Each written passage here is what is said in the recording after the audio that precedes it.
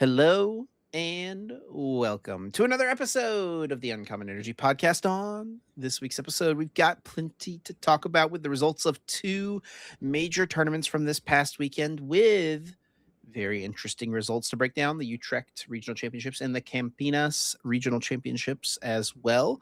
We got a few new cards to look at as well, the entirety of the Pitch Black expansion over in Japan. Is that the name of it in Japan? Is that our name? I don't No, remember.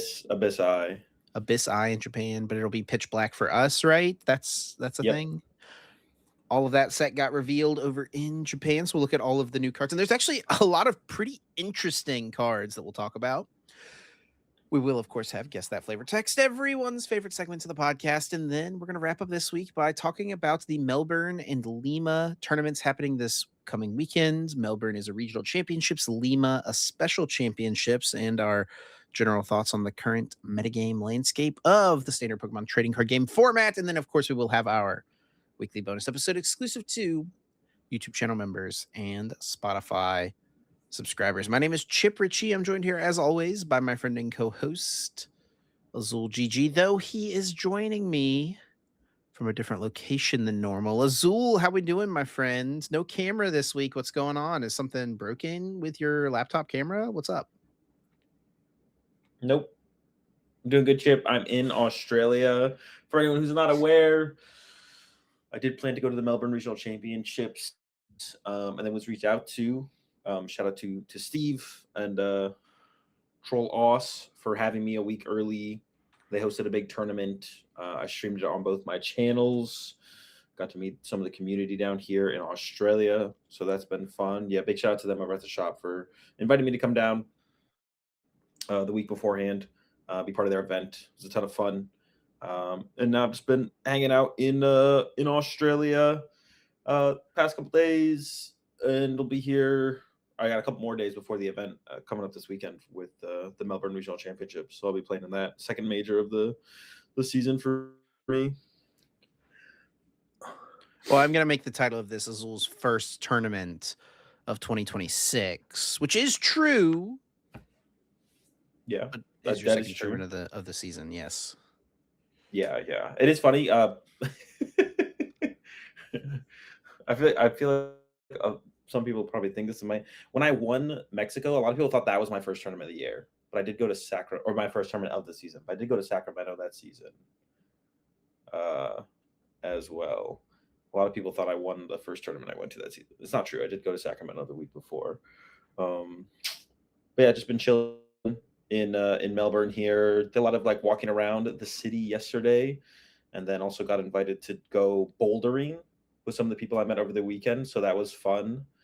Kind of like a rock climbing gym, but it's like more like freestyle. It's like no ropes or harnesses or anything. But it's not like nothing's too high. I did okay. You know, I could do some of the easy climbs, but it's definitely a lot of there's definitely a skill gap to it. A lot of technique, like my grip. The biggest thing is the grip, like grip, and then I didn't realize how much you have to get like your lower body and your legs involved. So like, yeah, you know, obviously first time doing it, technique's not there, and then grip strength. Got to work on that. That was like my biggest shortcoming. I felt like I just couldn't hang on long enough for some of the climbs I tried to do. But this is what bouldering is for those who don't know. Yeah. Yeah, actually, when I was in high school, I had a friend who was kind of into this stuff, and one year for like his birthday, a group of us went to a place like this. That's the only time I've ever done that.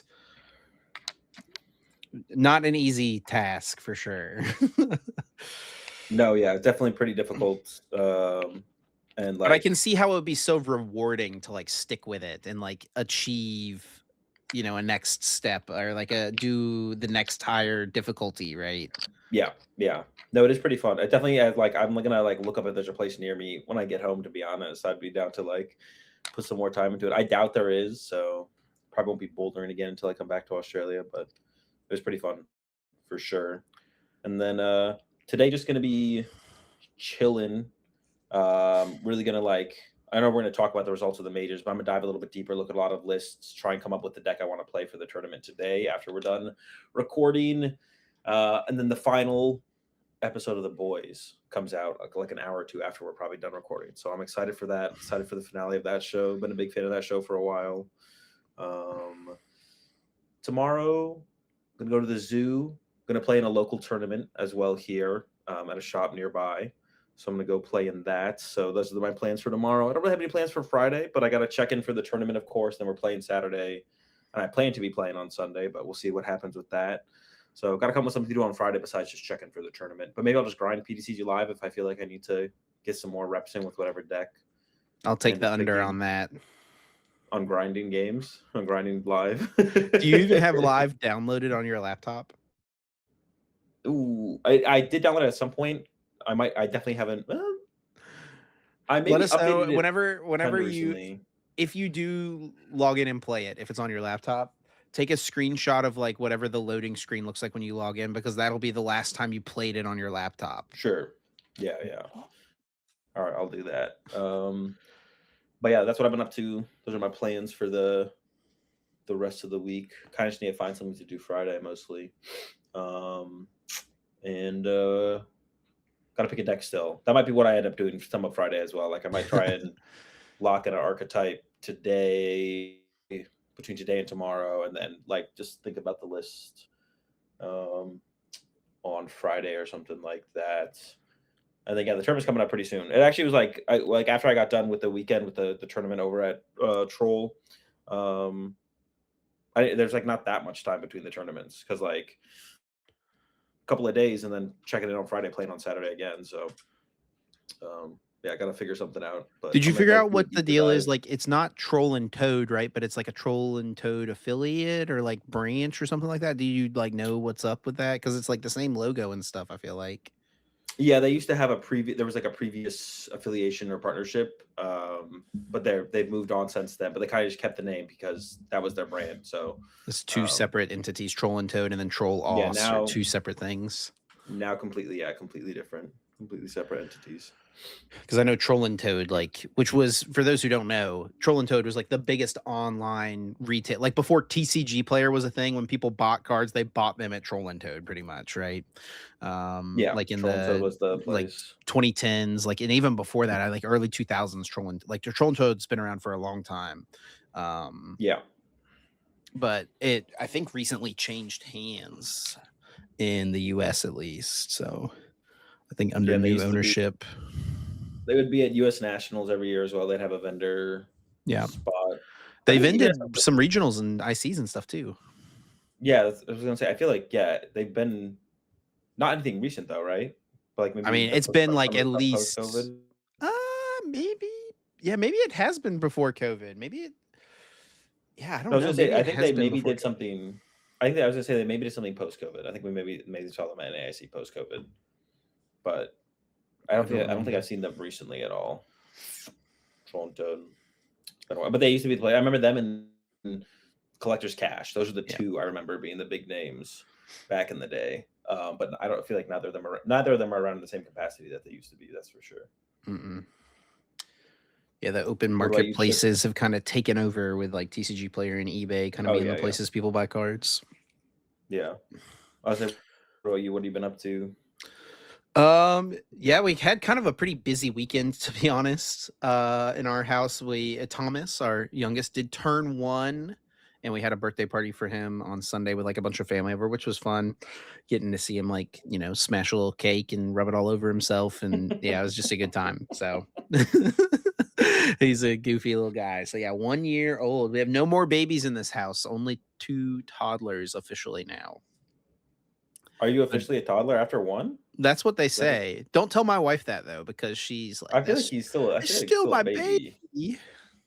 I mean, that seems kind of young to be a toddler. I thought toddler was like 3 to 4 or 3 to 5 or 3 to 6. I'm pretty sure like 1 and up, it's like, yeah, you're moving into toddler territory.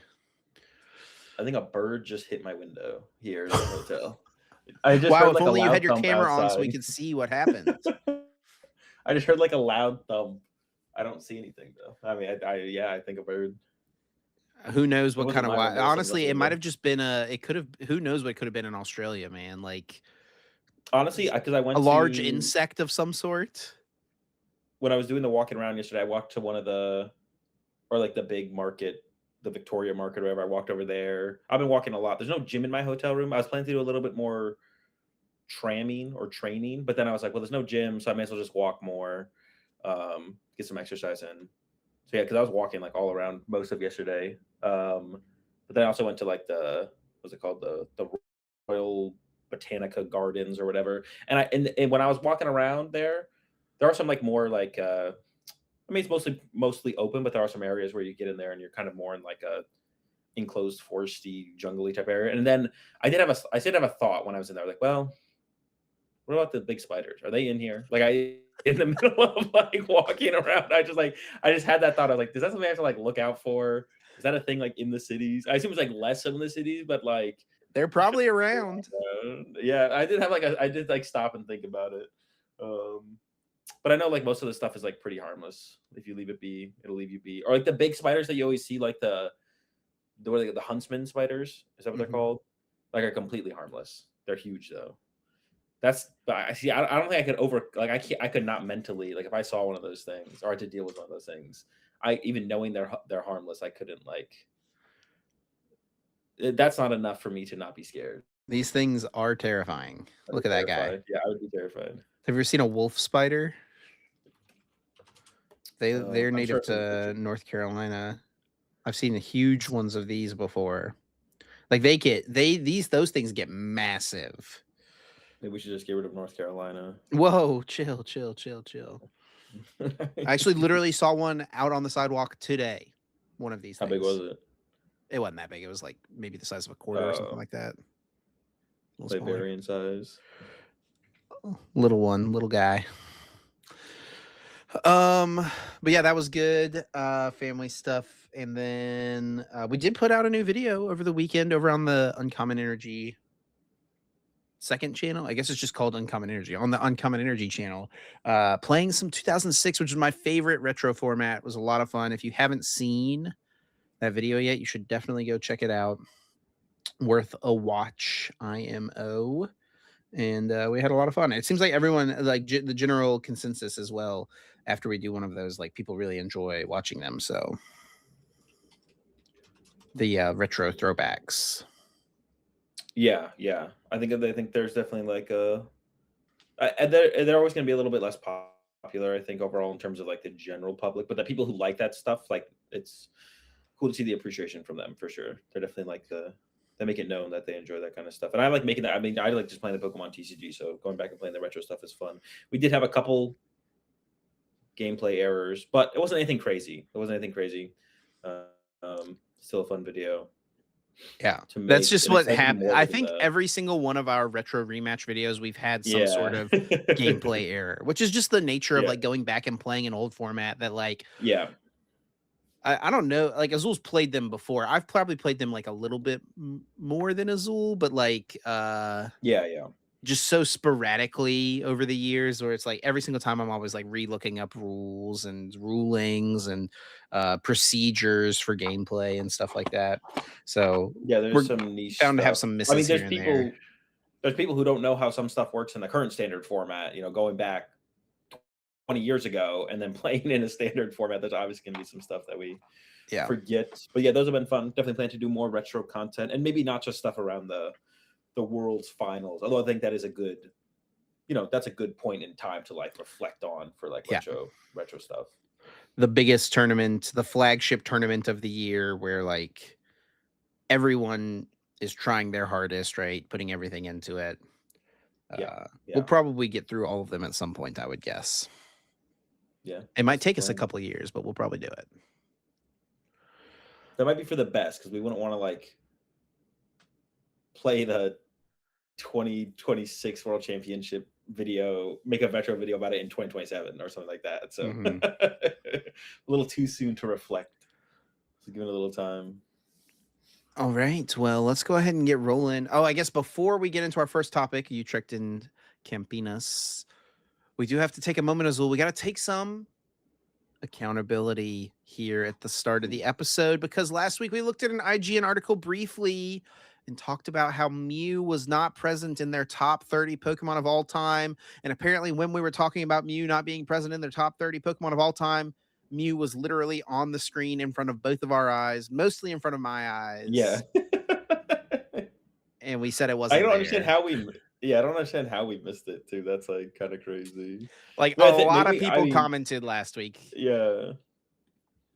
Well, I mean, when maybe we just gaslit because I like brought it up initially. I think maybe we just gaslit each other into like thinking it didn't exist, and then Yeah. when it popped up, we were just blind to it at that point. Well, let's go ahead and hop in and look at the results of the couple of tournaments that happened over the weekend. Let's start by looking at the metagame. We'll go Campinas, then Utrecht here. I'm looking at the day one metagame, I think to no surprise at all, Dragapult over 30%. And I would also say to no surprise, Raging Bolt is the second most popular deck. I do think this number we're going to see continue to just increase through this format. I think Raging Bolt will before NAIC. I mean, I guess like before NAIC is literally Indy. I think Raging Bolt's going to be 10% at Indianapolis. That's my prediction. Yeah, I think it's a pretty reasonable prediction. It seems like that's the way things are trending in terms of uh, seemingly one of the better decks that can beat Dragapult. Um, and I feel like I see more and more converters every day to the Raging Bolts as well. So I'm not surprised to see it right there. And then there from there, like we look at the other ones, but like don't take too much stock. Don't be. I mean, Team Rocket's Mewtwo being third doesn't really mean very much when it's only what point 0.1 different point from Enzorg. It's 12. two Yeah, decks, point one two different from players Enzorg. Like different. it's not. I think the gap, even the gap between Raging Ball and Team Rocket 2 honestly isn't that big. But speaking towards it, it has been on the up. I think it's a pretty easy prediction to predict that it'll continue to go up, and the other decks might even like start to fall off a little bit as more people convert to Dragapult as well. Although I will say, wasn't the what were the numbers for Dragapult the week before? It was like At 31 in LA. and what was it at? Was the week before that Prague, or was that 2 weeks before? It was 2 weeks before. And day Okay, one metagame in Prague maybe was it's 30.5%. okay. For some reason, I thought this was like all of a sudden dropped off a lot, but I must be thinking about like the day two percentages, which we can take a look at here in a second. Because I don't think there's not too much else to look at here. Yeah, in day two, it's up to 35%. We Okay, see Raging Bolt, or sorry, 34%. Raging Bolt at 9, and Megalopony at 8. Speaking of decks like creeping up there, looking back to day one, Megalopony at LA, at Prague, a bit lower, right? It's continuing to creep basically up. non-existent. Yeah. And I think that this is going to become like a pretty popular deck in the metagame as well. And spoiler alert, as we go look over at Utrecht here in a moment, it is the deck that ended up winning the Utrecht regional championships. Yeah, go to the conversions real fast. I was like looking at the conversions and then So rank Raging it Bolt, by. wow, Yeah, let's that's do a that. Let's do pretty it. good conversion for Raging Bolt here, and then Oh my god, Team 28% Rock. for Megalopony as well. Yeah, but Team Rocket's Mewtwo and Zoroark are that is not very good. I was a little surprised to That's see like Zork bad. be so popular because it wasn't that popular in LA. It also Yeah, wasn't that popular in not Utrecht. Well, I don't know how popular it was in Utrecht. I haven't looked yet, but in Prague, I don't think it was that popular either, was it? yeah. I will say when we get into the results, it did okay though in terms of results, but it was being carried by like some big names. I think one of the things is people just kind of latched onto it. It is, and this is probably like a. I mean, you kind of want to avoid doing this. This is something we always preach. I feel like this has kind of been the norm in the game, but a lot of people still do this. Like, there's players who still just like to kind of float around and be like, "Oh, what is the best counter deck for the metagame?" And Zorak is touted as one of the decks that is best against Dragapult. It's a pretty cool deck too, right? Like you get to trade, you get to play a bunch of different options in there. So I have to imagine that's one of the reasons we saw it rise in popularity. It's just like that's the coolest deck that counters Dragapult. And I do think it's favored against Dragapult, but I think it's a little bit less well-rounded against some of the like the. I think Raging Ball's a little bit more well-rounded in terms of its matchup spread than Zoroark is. I think you beat Dragapult harder as Zoroark probably, but you come up shorter against some of the lower percentage meta decks. So you're kind of like, yeah, that's the kind of trade-off you're taking when you compare it to something like Raging Ball, and then so the bad conversion kind of makes sense there. And before we look at some of the deck lists and the results, let's look at the meta breakdown from Utrecht, which is a pretty big difference, honestly, for Dragapult here being down to 25%. That's a pretty big drop. But is And that it's not yeah? like Raging Bolt and Lopunny, the next two popular decks, were so much more popular. It was just a It's just wider a metagame, I guess. yeah. Everything is a little bit more popular, I guess, right outside of Dragapult. That is actually interesting. That feels like low, especially for Europe. I feel like that's usually where the Dragon. There's a lot of Dragapult players there, from like all levels of skill. So that is a little, especially because what was it at Prague? At Prague, it was like that was another European event. Yeah, Prague, it was 30%. Yeah, five. I mean, the 5% drop off just between Prague to that now is interesting. But I guess maybe does that make sense because it's in the region, right? This is It's something we also like a talked lot about more sometimes. players. It was like 800 more players. Does that make a difference? Though it shouldn't make a difference, right? Still percentages. Well, in theory, if it like you could say like the more players, the more influx of more casual players, Yeah, maybe. but I think Dragapult encompasses like the all skill levels. It Like, does, it does. yeah, I would even argue actually that would M- lean to Dragapult being maybe more popular because it just is the deck. Maybe not though. Maybe you could argue it both ways, but then maybe that point it's just neutral. People do Um, dislike playing like whatever the best deck is, though, in general. Like people like to try to find their own way. yeah, yeah. I think the biggest thing is probably though that this is the second tournament in the region. Where it's like we talk about like tournaments sometimes or regions sometimes need their tournament. So it'll like even after like a tournament happens and it's like, oh, this is clearly the best deck, it'll be countered. It's like, well, it's like a lot of people are still gonna play that. That was the American tournament. Now we're going to the European tournament. But we've already had a European tournament. So they've maybe already adjusted and more people have moved away from Dragapult. With the 2 week gap between Prague and Utrecht, people have So does that decided mean are we setting up for a drop for indie regionals then? theoretically, I see this is one of those things where it's like I don't have like a concrete answer, but like I guess this is kind of all theory. I mean, that's something we can try and bookmark to remember for indie. Like, right, that'd be interesting to like kind of track the progress of Dragapult's popularity. Like if it's gonna follow the same trend as Prague into Utrecht in region back-to-back majors within like a 2 week span, it's literally the exact same thing coming up for LA into Indy, right? So I think we like if it attracts, then we should see Dragapult be less popular, which I think would make sense, right? People have like they played the tournament with Dragapult, and either you like Dragapult, you stick with it, you're neutral, or you don't like Dragapult, and then those players move on.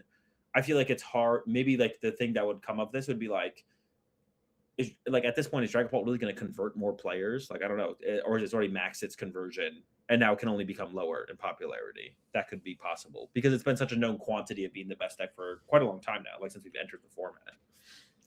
Who else is there to convert at this point? Like if you don't like playing Dragapult, you're probably still not playing Dragapult because it doesn't feel that bad to play other decks that aren't Dragapult. And now only more new decks are popping up that are like quote unquote counters to Dragapult, like the Lopunny builds, innovative builds that we saw from Utrecht, which we'll talk about. Raging Bolt has continued to be touted as like maybe the best deck that is favored against Dragapult.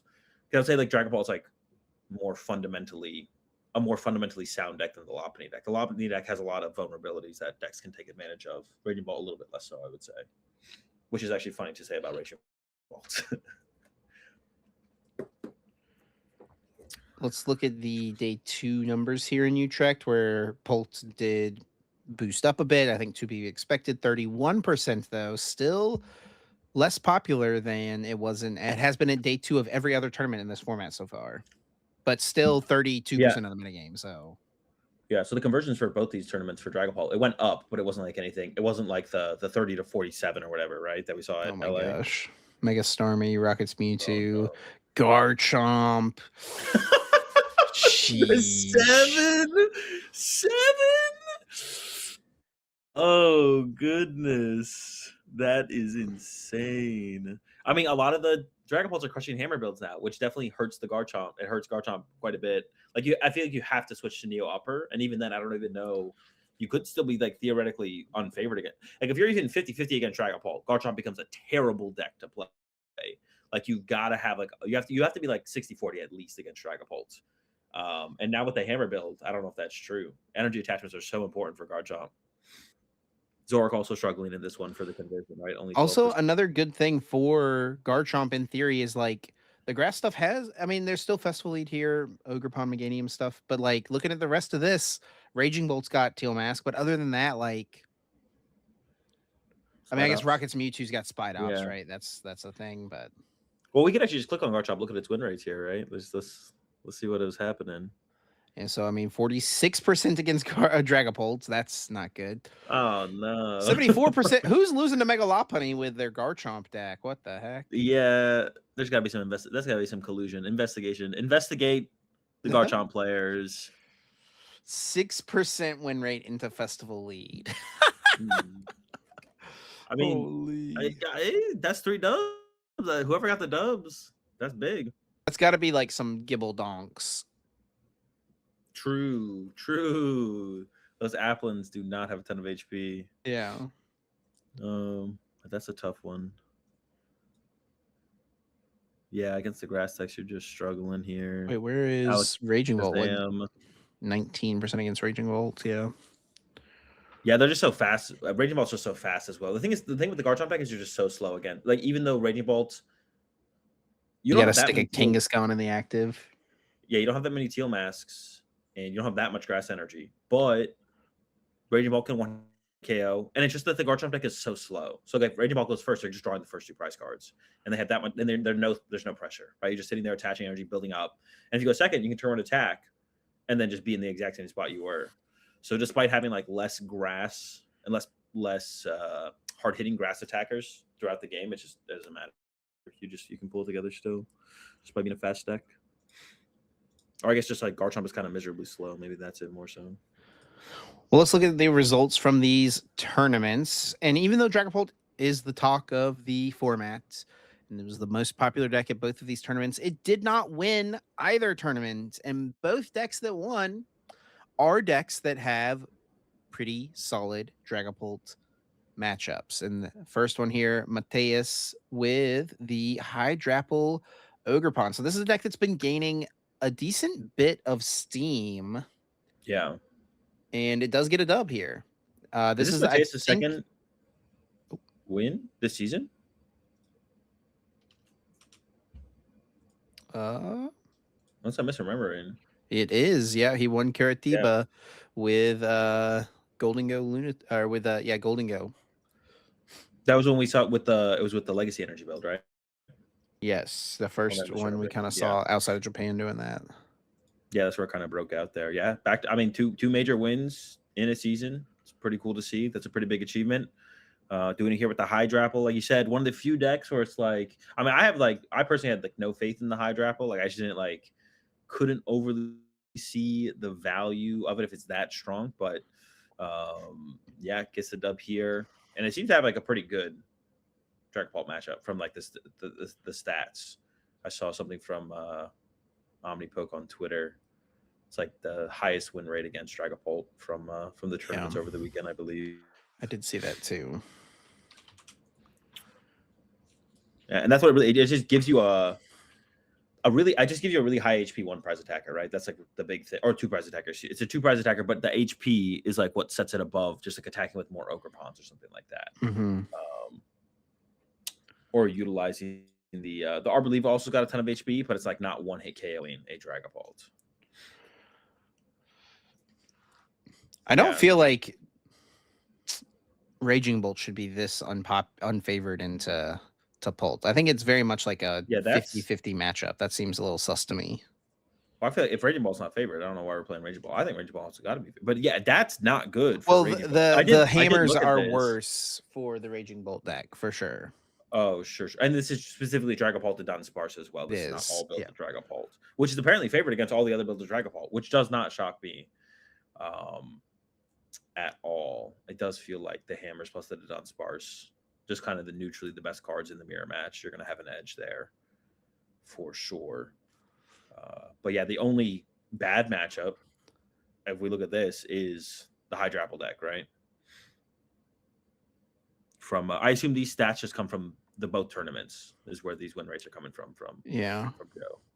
That'd be my guess. Yeah.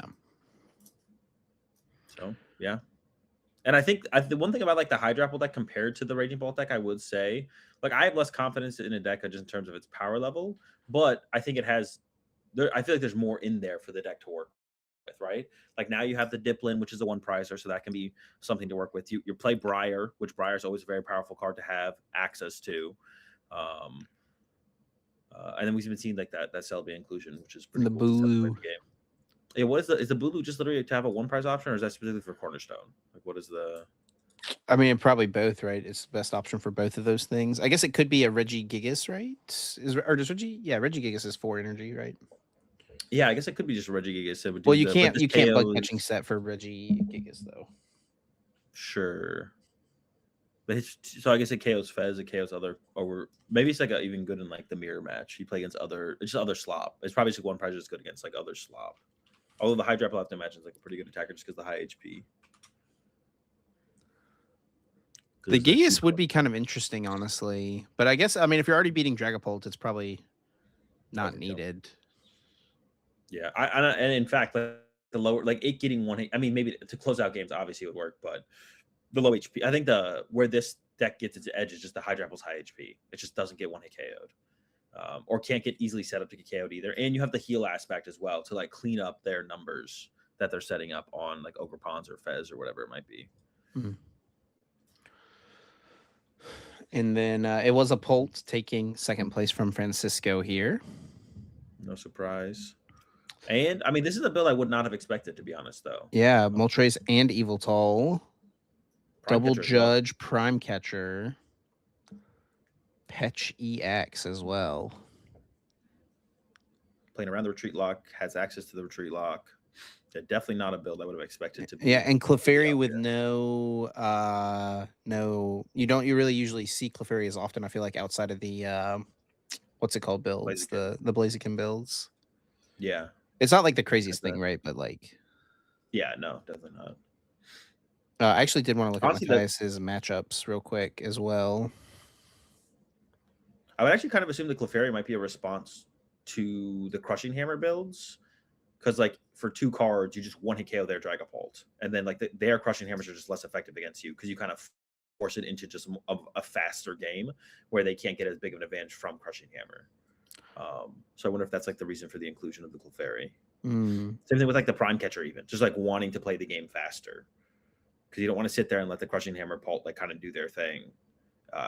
And take their time to find their hammers. It's also just Pokemon that, like, I mean, Dragapult's great and all, right? But it is capped at doing 200 damage. You can't do more than 200 damage to the active. And that's why people played it. Yeah, that's why people played Ursaluna, right, as the closer. Yeah, so Clefairy does stretch beyond that as well. Just hit harder. And I guess you could technically attack with Petron EX as well for the same reason. It's a little bit awkward to set up, but 2 dark energy specifically. Yeah. But yeah, very interesting builds.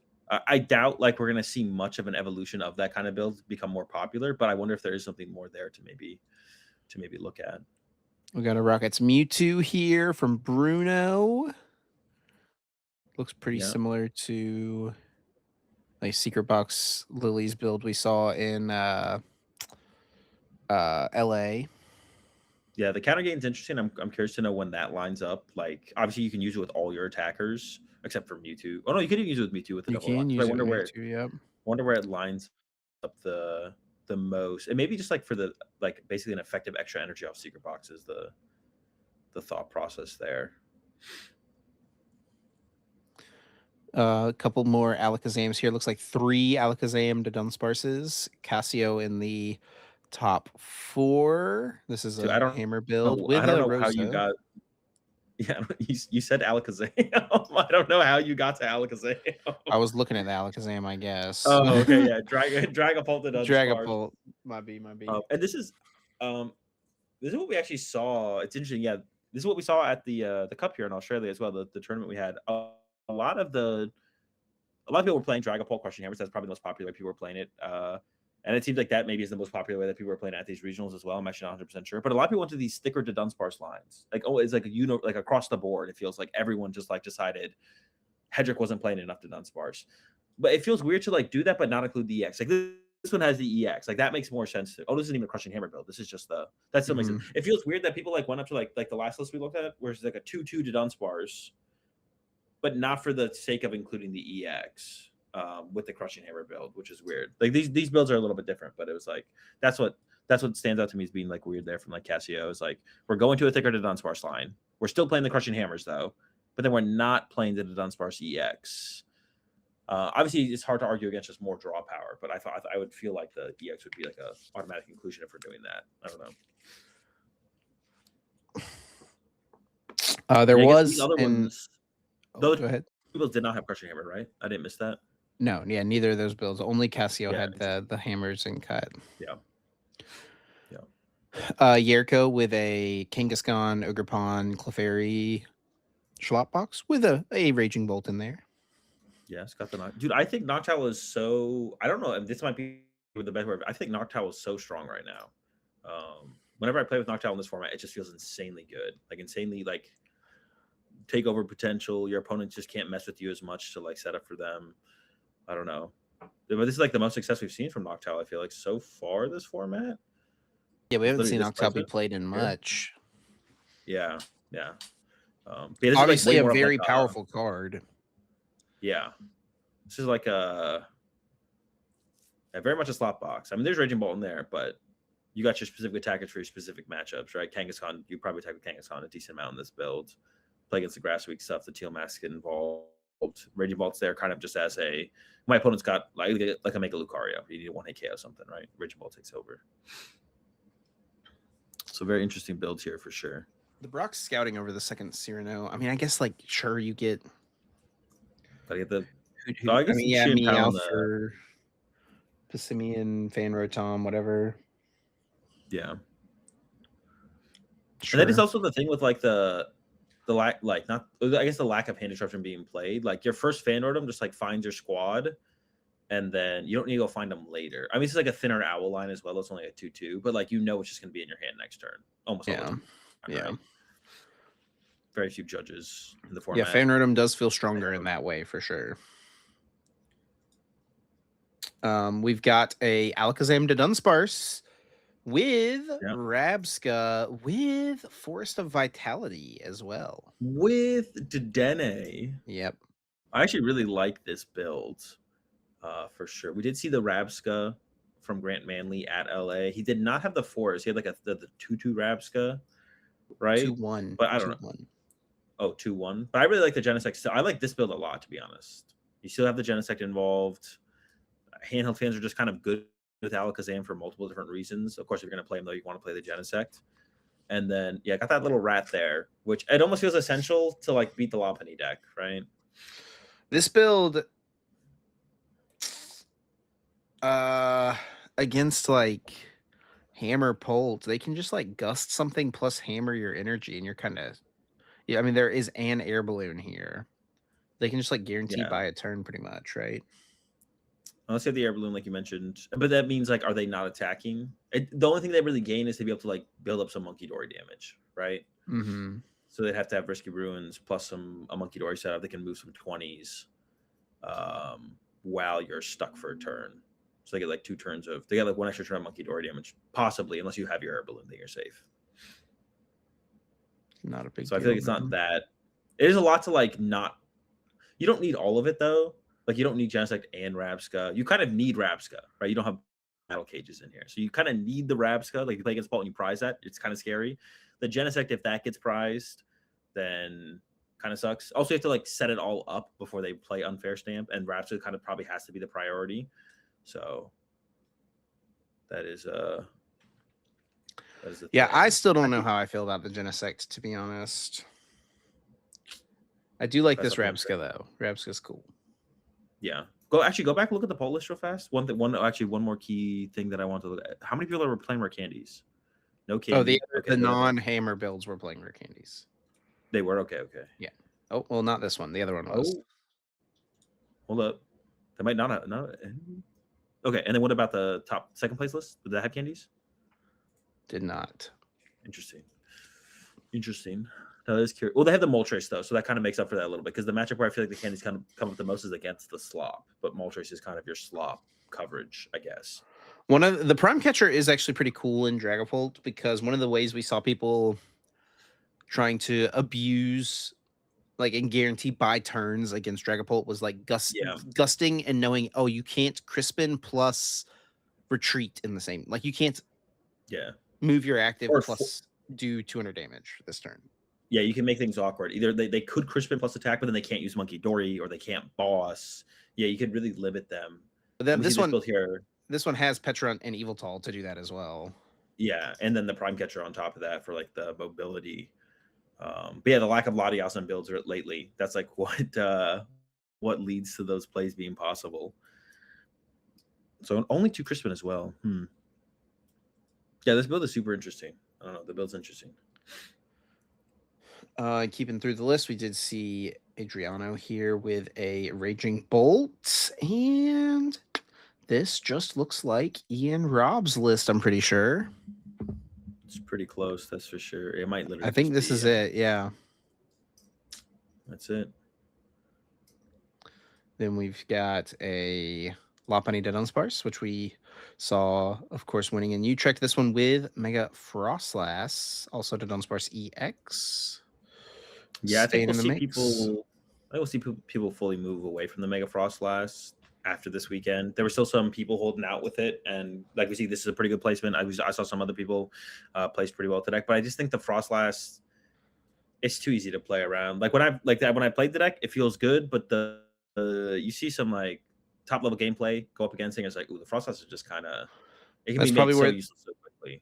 this is where that 25% win rate against Garchomp is coming in, is with the Mega Frostlass protected. Like, it's Oh yeah, true. The Mega that is, Frostlass I think build. that's like the reason to play the Mega Frostlass if it's like you don't want to just fold to a fighting deck. But the Lucario should be able to limit their hand size. Garchomp maybe struggles with that a little bit more to like be able to have plays plus limit their hand size. But you don't have They don't to play like, Ultra Ball. you just have to two-hit KO them more efficiently than they two-hit KO you, which you should be able to do, right? With Wally. Like, they play Wally too, but you can find yours so much easier. Well, Lucario can one hit KO you. Yeah, This wasn't like exactly if they cake. find it all though, right? And if they're limiting their hand size, they're not going to find that huge combo, right? It should be pretty easy for Lucario to beat this. Pretty easy, bro. Yeah, it should be like free. If Lucario players are losing to this, you're throwing. Like, there's just no way we're losing this. Well, probably, but like that's the cope, I guess, right? For this. Yeah. I agree. Like, that is the reason to play it and include it. It does have like, there is a reason to play the card, but I think at the end of the day, it's just not worth it. I think we'll see everyone move away from the Frostlass after this weekend, like almost for sure. Speaking of Frostlass, we got Frostlass Starmie. Yeah, I mean, this deck probably still wants the Frostlass for sure, and with the thick Dunsparce line, which I kind of like because I feel like that kind of shores up the slop and just gives you draw power. Like, it's doing 2 things for you. It helps you against the slop, gives you some draw power. What? As far as like the Mega Frostlass, Mega Starmie build, or Mega Frostlass, Mega Starmie builds that I've seen so far, I like this one the most. I'm still not a big fan of the deck, but why does it need to be a Prism Energy?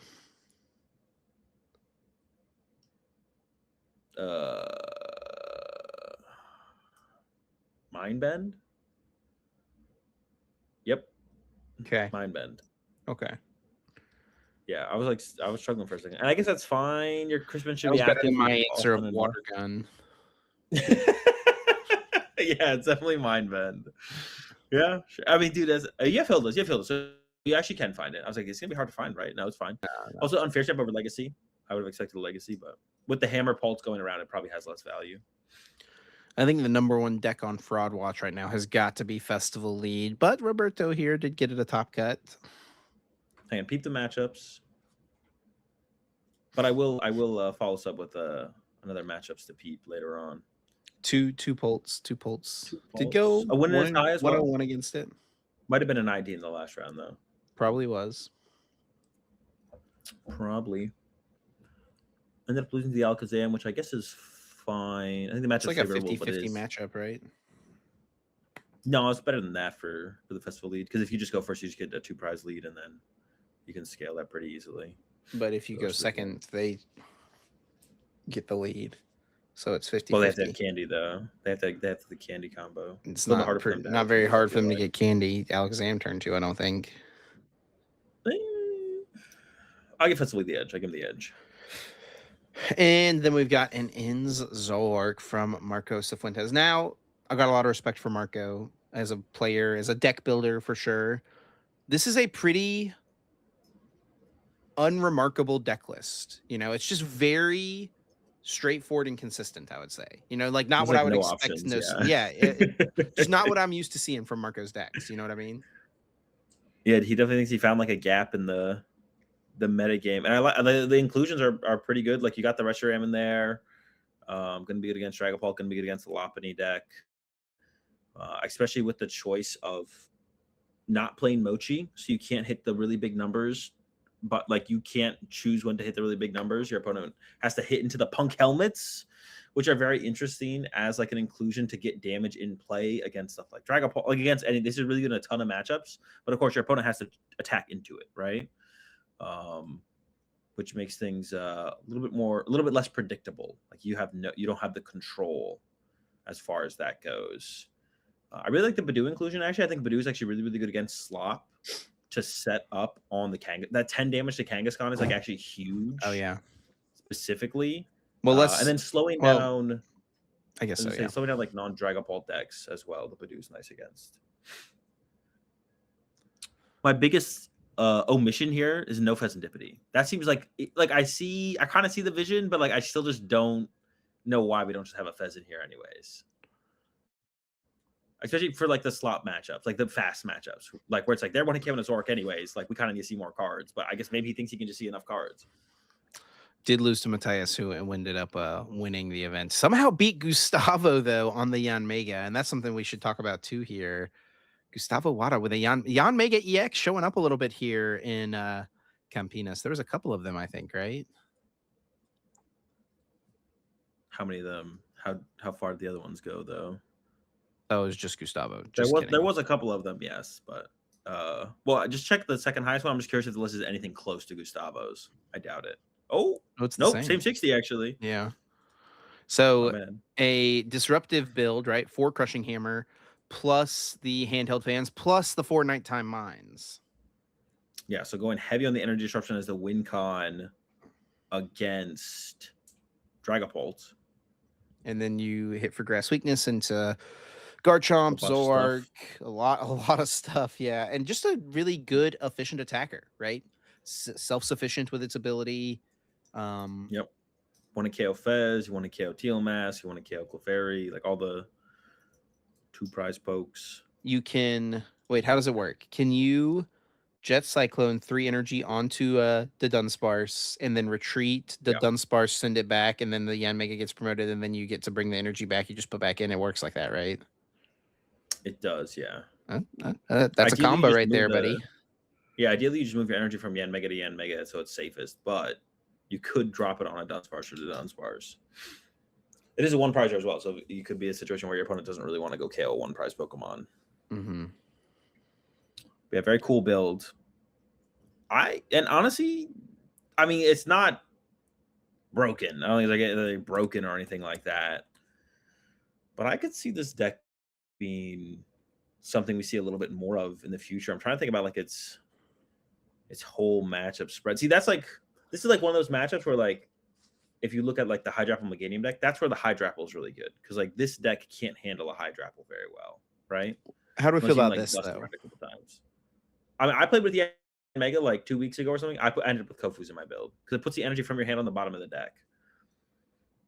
I did not have any of the energy control stuff in my Yan Mega build, but I as my secondary supporter, I ended up on a couple Kofus. There you go. See, I could see us seeing some more of that in the future. And then I think other things worth noting here from this tournament, there was Lucas here, another Hydrapple in the top 16. Oh, there's the Regigigas. No Bulu. Got the Reggie instead. Got the Reggie. Oh, the Hero's Cape as well. I remember seeing Cape, yeah. The Hero's Cape is interesting. It doesn't feel like there's been any tool removal added to decks. Like Dragapults will play a jamming tower sometimes. Yeah, but even then, it doesn't make a ton of sense. There were some tool scrappers last week, but like people have already kind of moved on pretty aggressively from Heroes Cape. Like, so yeah, the tool removal doesn't make a ton of sense. I feel like the Heroes Cape defeats the purpose of the Hydrapple, though. Like the Hydrapple is supposed to do that for you. That's the point of playing the Hydrapple. Is it is your Heroes Cape built in, right? It's supposed to be the big Pokemon. Um, so the Heroes Cape feels a little bit off to me. It feels like you're doubling down on what a card already is supposed to do for you. It's supposed to be the big attacker that want to KO stuff. But maybe you end up in a lot of board states where it's like Hydrapple, single Ogre Pawn, and then you Heroes Cape the Ogre Pawn, and you should have two huge things in play that your opponent wants to be able to KO, but they can't. So, but I feel like you usually have more than that. Like you usually have like a Fez or a Cat or two Ogre Pawns, so you can't like protect the board. You can't like go wide with protection like that usually.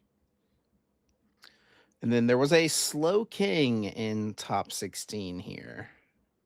This is actually, which like I've never thought that highly of Slow King overall as like a considering it as a play, but seeing this placement, I love Slow King. I do love some Slow King. So this is like it kind of inspired me to want to like reconsider Slow King as an option for this weekend coming up. I don't know. It'd be pretty fun though to play Slow King at Melbourne. I'm not gonna lie. That'd be pretty sick. Big fan of the King. And that's how you know Azul does not care about getting his World's Invite. Well, if I'm already committed to not playing Pult, like I gotta find like a reason to play a deck that's not a Pult deck, right? As we hop over to Utrecht, we do see kind of a different tournament compared to what happened in Campinas. A lot of Dragapult in their top cut, despite being less popular in the event. Very top heavy on the Pults, and perhaps why Miloslav ends up winning with the La Panida Dunsparce. Yeah, one of the few. It feels like this deck and Hydrapple are kind of the front runners for anti Dragapult decks. Like I mentioned, the Raging Bolts. I feel like Raging Bolts like once again a little bit more well rounded. Although the Hydrapple deck is as well. I just kind of didn't have as much faith in the Hydrapple decks.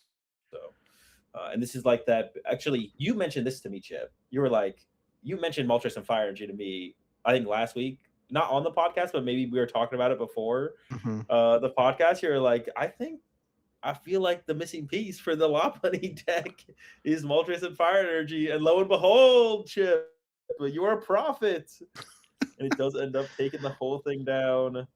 I think Tord played this build as well, right? I don't know if it's a Tord build or a Miloslav build. I'm actually unaware. I think it actually might be a Tord build. I don't know. I think maybe Tord gets the credit here. I'm not 100% sure. Tord did not have as good of a tournament run as Miloslav, though. So No, he did not. It is the same 60. Oh, nope. There's a repel in Tord's list. I do have to say, yeah, I am the Nighttime Mine. 3 Lily's Determination is criminal for sure in this deck. Absolute criminal. We're playing repel instead of a 4th Lily's Determination. Are you kidding me? Also, there's only 3 Dunsparce in this deck. Okay, that is the thing that stood out to me. And Miloslav did play 4 Dunsparce. I was like, thank goodness there's 4 Dunsparce, because like that confuses me for sure. Prizing one of those things feels so. Oh, there's no Dunsparce EX. Wait, did Miloslav not have the Dunsparce EX either? I don't think you need the Dunsparce EX. It's probably better as Raging Bolt has become more popular. Well, I guess the Moltres just carries the prize trade, right? I guess I can see that, right? Well, in theory, and there is 4 boss here compared to Hale's list that had 3 boss, right? So you Moltres for 2, and then you Bunny for 2, Bunny for 2, right? That's got to be the. Oh, there's also no Psyduck in this build, which is also worth noting. Just giving up the Poltmore matchup, right? Yeah, and that matchup is pretty bad without Psyduck. It might be kind of tough with it anyways, though. Like, it's just you have no recovery, so it's like easy duck KO, and then. Oh my gosh, dude! Look, dude, Azul. Yeah, it's Paul. Oh, in day 2, just all Pults. He played nothing. He showed up from round 9, the last round of Swiss. It was all Pult. He beat a Poltmore. He beat Julius there in round 3. Also beat a. I feel like the Mega Starmie Duster should also be tough as well with no duck, but beat the. Oh no, that matchup's fine. What do you mean? Oh, Dusknoir. Destroy your bench. I didn't see it was a Dusknoir. Yeah. Well, you have Battle Cage to protect the bench, Cope. Okay. So you do have some. Well, yeah, it's definitely Cope. But Poltnor just blows up your active Mega Lopunny. That's the problem. Yeah.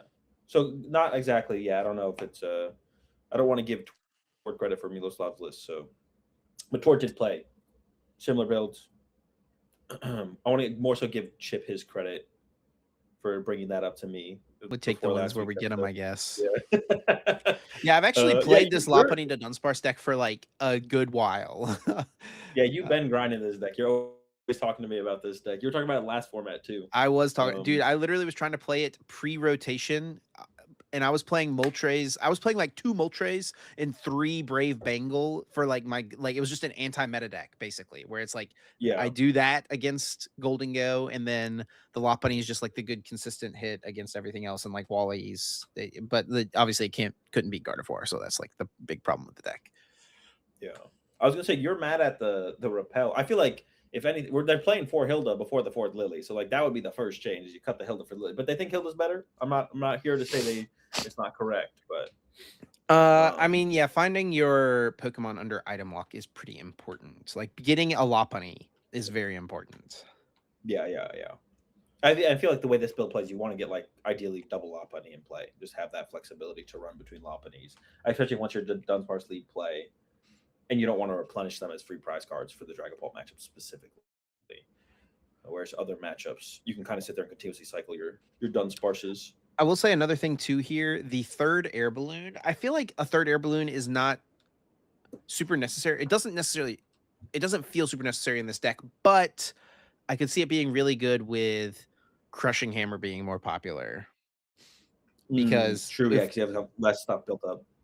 yeah, That might be the reason for the swap for because you sure. have plenty of energy in this deck. Like you really like if you weren't like you can get through the game with like 2 energy cards for the whole game because you return your energy to you every Yeah, turn with Wally's, right? So you have all these extra energy to like be able to pivot and retreat, but that only works if you get an energy, it stays in play. You can attach retreat yeah, and to a then new like bunny. recycle, send it up or whatever, or retreat to another Lopunny, like whatever.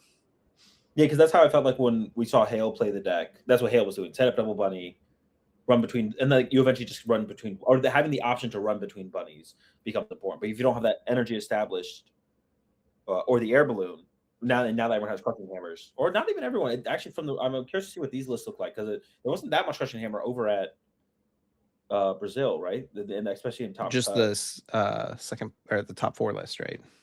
Yeah, and then no one else in cut had the crushing Yeah. hammers. Hassan here. This is But literally maybe that one's just the Hedrick 60. yeah.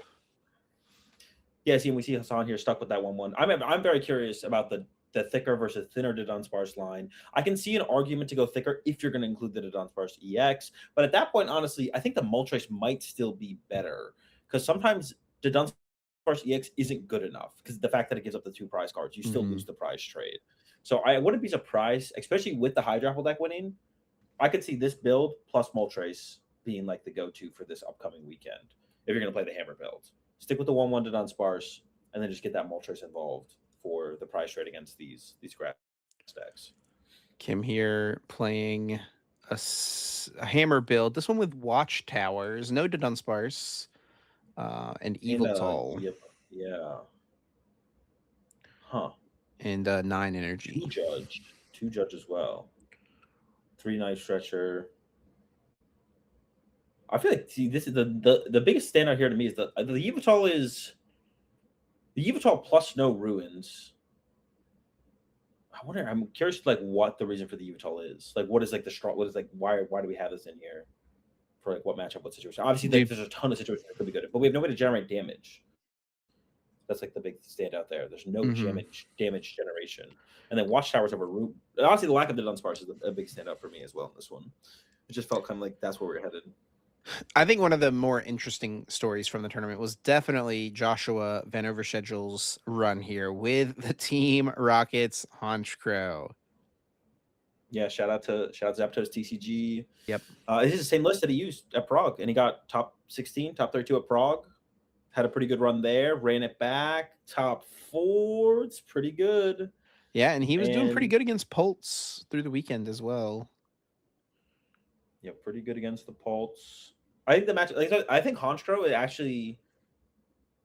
It went 5-1-2 against Pult on the weekend. Yeah, I think Honchkrow literally is the most like I don't know, maybe neutral deck in the format. It feels like it has like no bad matchups.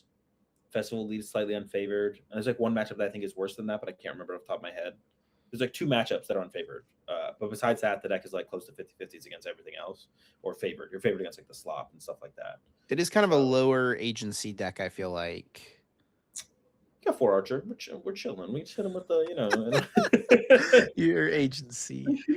That's literally what the Honchkrow becomes. Is just Archer spam. Like, I hope you well, I whiff. guess if you get the first prize card, your opponent has to Archer spam you, and then you try and Ariana spam in response. Yeah, definitely. Yeah, lower agency deck. I mean, you just one hit KO the active, right? That's what you do. But yeah, cool finish. And yeah, I think the Honcho's got potential to do it again, I guess is what I would say. Like, I don't think like this deck, it's not gonna be teched against. I mean, it's hard to tech against as well. The deck is just kind of like solid. So yeah, I'm just surprised that the Polt matchup is not abysmal, personally. Especially like he beat a Polt Nor, like the Alberto as well. Like that matchup seems so bad. Ooh, okay. All right. Polt Nor seems tough. I'll say that one. Polt Nor does seem tough. You don't really have a way to tech for it. But other builds of Polt's fine. Like the Articuno protects your bench. Like it just comes down to drawing Ariana off the unfair stamp. Like that's kind of what it comes down to. But you have a lot of outs that you play towards that out. So you also have to find it as well. And I guess also you could whiff for a turn and be fine as well, right? Yep. You get like 2 turns. You can get pretty far ahead as well with this deck. You can get pretty far ahead, and then they might struggle to get back into the prize trade. For sure. All right, well let's I guess we still have more. Hold up. I was getting ahead of myself. No, we have one more, yeah. We do have more decks to look at here. I was ready to keep it rolling, brother. We got Edwin here, EOIC champ with a top 8 finish with a Polt with the Blood Moon and Latias bringing back some old school classics here. I think he's just 3 towards build from Prague, right? I think I saw him give him a shout to Tor. I think I saw him give a shout to Tor on Twitter as well. But I think it's literally the exact same 60. Maybe +1 energy. Maybe that's the only difference. No, I think Tord maybe had that 4-3-2. Same lineup. Seems correct. We got Yari here. Familiar. Oh, but has that? Do you see? There's this Yvetol. But this one does have damage generation, right? Yes. With the ruins. Yes. You could do Dunsparce Loop for infinite. This is Hedrick's deck with an Yveltal. Yep. I think it's minus a fire plus a. Or minus a psychic, right? I think he had 4 psychic, right? Yeah. Am I tripping? Yeah, you'd have 4 psychic because of Mind Bend. Yeah, he has 4 psychic. Yeah, so minus psychic plus a Yveltal. Interesting. Also, is this going to become the deck in this format that this happens to? I don't think so. We've already even seen people make some adaptations already really aggressively, so I don't think it's gonna. I don't think it's gonna maintain. I don't think we're gonna see it. Like, what was the biggest deck last format? There was a big one, right? Was it the Alexander's Dragapult? Yes, Alexander's Dragapult. We got Luke Burke here with the Poltnor.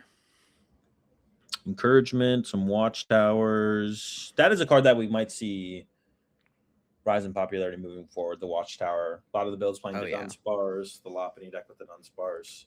We see like this is already like a couple builds already switching over to like more Watchtower. I don't think it's any secret that Watchtower seems very good right now in the metagame. Yeah. I guess that makes sense in Kim's build to not play the Dunsparce because he was playing 2 Watchtower. It's kind of interesting to see that switch up. Risky Ruins feels like such a powerful card to play in the deck, so like not having them. And I think, yeah, the problem, like, you want to play a deck that plays Watchtower, but the deck that feels like it plays Watchtower the best is just Dragapult. Yep. You can maybe jam it into Lucario instead of Gravity Mountain. I did think about that, but I don't think that's like saving Lucario there. True. I mean, dude, what's the highest placing Lucario at this tournament? Ooh! Are you didn't this one? I don't think so. We're scrolling. 85th for Lucario Hariyama. Oh, so this build didn't even have Hariyama in it. They finished the highest. Yeah, the Dunsparce build. Yeah. Interesting build for sure. Definitely an interesting take on the deck. But yeah, I saw this on Twitter actually. Yeah, this is actually a pretty cool build for sure. Yeah, I actually wanted to try this out a little bit. The Dunsparce EX for the slop. It feels so Uh, bad to look at a build like that. It's like, oh, we have all this extra draw power in the deck, but like it's not correct to play Wally or Ace Roll's Compassion or anything, or Mischief, whatever the card is called. Like such powerful supporter cards. It's just like, I'll drop all this draw power. Just no, it's not even worth it. Just play more boss. we got a slop box from Fabio with the Lily's Pearl, Lily's Clefairies. Yeah, pretty standard stuff here. Did play the Tool Scrapper. Well, for this deck, what is the Tool Scrapper for? Is this for the Hero's Cape? It's so you I can, use that. if you're feeling bad for your opponent, you can tool scrapper your own Lily's Pearl. Give them a chance. Yeah, but I'm trying to think of like what you're not scared of Handheld Fan. I guess it's a good against Lucky Helmet, right? Or I guess like maybe for like the Genesex. I mean, either off you Genesex don't mind getting rid of a giant Genesex. cape, that's for sure. Or not giant cape. What's it Yeah, called? Hero's cape. Yeah, you don't hate it. Sure. Can see it. And then we do see Ted Tobin with another strong finish with the Dragapult. Back at it. This And one this is just, basically Hedrick's deck plus a Moltres. Plus the Moltres. Hey, I was Cut hyping a it up dark, there. swap the Psychic Hero Fire for Yeah. Moltres, which all makes sense.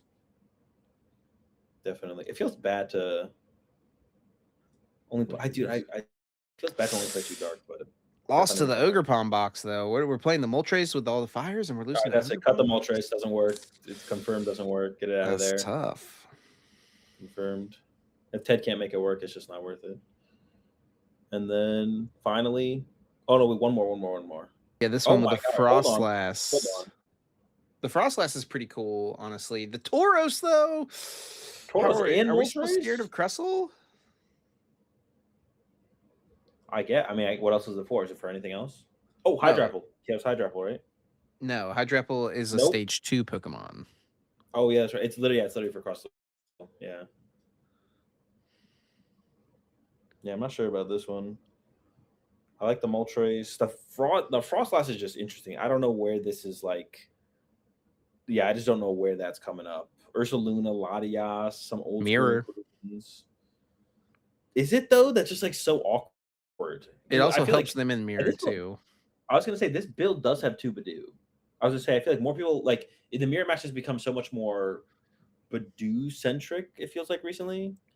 It's like people are aggressively going for the Badoo. I mean, you're doing that better than anyone with this build though. Latias plus 2 Badoo.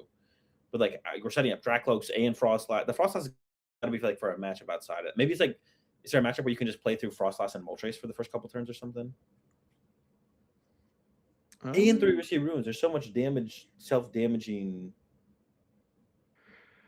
The damage also builds up nicely into like all the Ogre Pawn box. Like it lets you KO Pheasantipity and Ogre Pawn and all this stuff with Phantom Dive easier, right? Sure, yeah. Yeah, I have so many questions about this build, like where the cards come up. And then Hermione with a Zoroark build. This one does have Darmanitan and Petron, so pretty different from the Marcos Fuentes build, but more, I think, close to like what we expect to see from this deck. There's a Lumio City in here and a Tool Scrapper. Tool Scrapper's interesting. No Reshiram. Yeah, super straightforward build, but you have like the 2 black belt plus 2 mochi, so you don't need that. Already reaches your big numbers, right? Don't need extra reach. Yeah, Lumio City, just more consistency, I guess, right? For the turn 1, it combos with Secret Box. Technically, you go first. But imagine using Lumio City. Disgusting. What a terrible. There's no way this card has been in 2 top cut decks. That is insane. Sanders' deck was different, right? 1, it's Sander, and 2, it's like a control deck. It's like that's where you'd see it being played. There's no way we have Lumio City in Zoroark, though. That is absurd. Oh my gosh. More kind of normal stuff. Actually, I'm curious. What did Hermione lose to in cut? Oh my gosh, dude, look at these matchups, man. Dude, I see a tournament run like this, and I think, like, dude, how could I ever play a deck that doesn't just, like, how could I ever choose to play something that just, like, oh, yeah, I lose to Dragapult this weekend. That's fine. I mean, because then you just hit one we see, but if you click on, like, the next person over, you'll see one where it's, like, 3 Dragapults and 1 of every other deck in the format.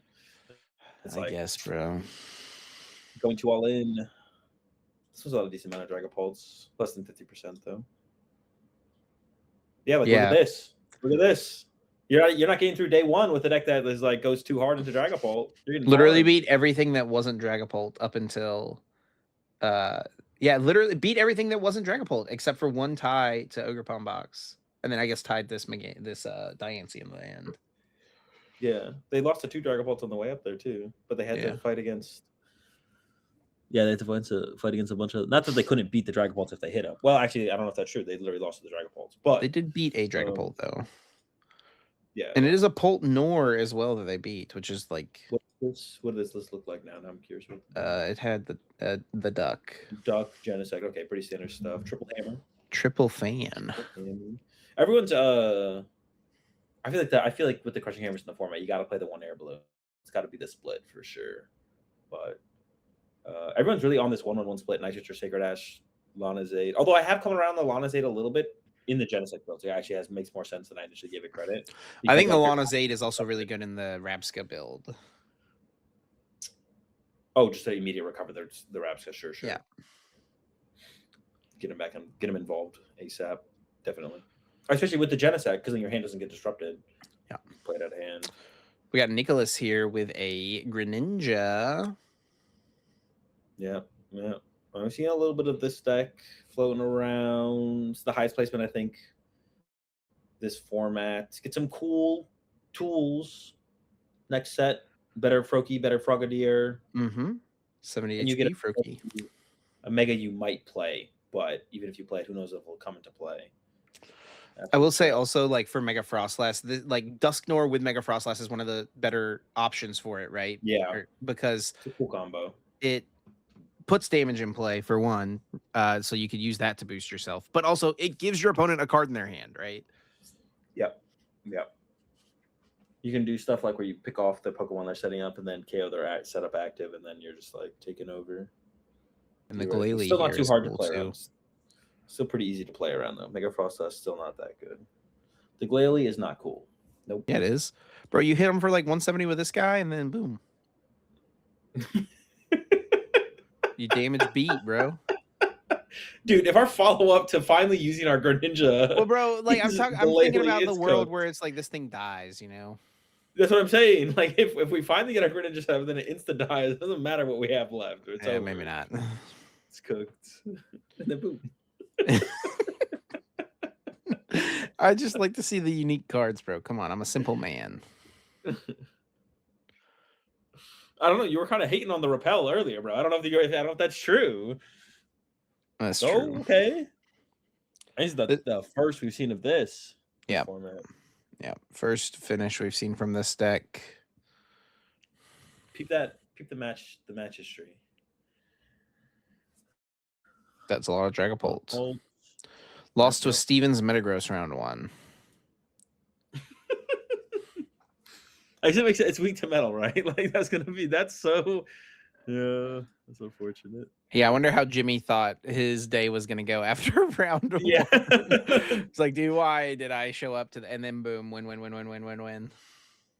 Yeah. Rattled him off. Strong comeback. Took an early L in day 2 though. I guess was this a win in that tied? Yeah, what was the cutoff for cut? X21, yeah. Yeah, well, that's a win in that tied there. So we almost had the INC deck and cut then. Interesting. Yeah, it looks like there was several win-ins that tied as well. Because I think Rebecca here tied. Oh no, that's who they tied. Okay. Yeah, so that deck from Jimmy there is like the deck where it's like, I mean, you can beat other stuff that's not Dragapult, but you're going pretty all in on hoping to hit Dragapults all day, basically. We took out a couple Zorks on the way up, yada yada. But that's definitely one of those decks where you're going a little all in on the Dragapult matchup for sure. There you go. All right, well, let's recap our predictions. Oh wait, go check Alessandro's tournament run. Oh boy, I like this one. Cremascoli. Yes.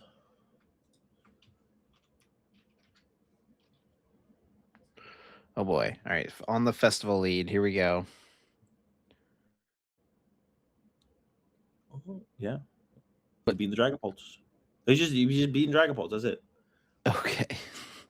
I thought it was gonna be like the same No. deck the whole way through. I No, was like, no, well, no. this is a pretty normal looking tournament run to me, His Azul. tournament run has like given me faith in Festival Lead again. I was kind of just like fully off Festival Lead, but I have faith again after Are you seeing playing how Festival many. Lead this weekend?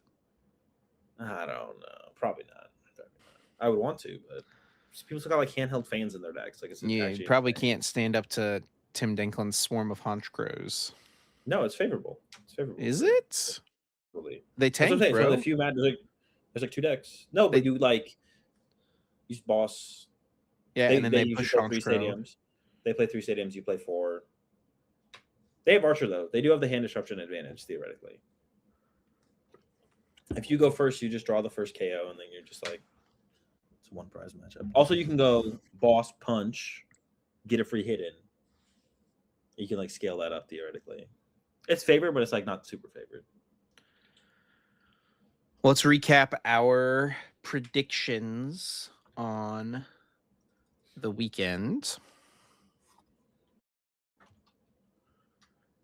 First prediction was second most popular deck. We both said Raging Bolt, and guess what? It's Raging Bolt. It was Raging Bolt. And then our next prediction was pick a player to make cuts.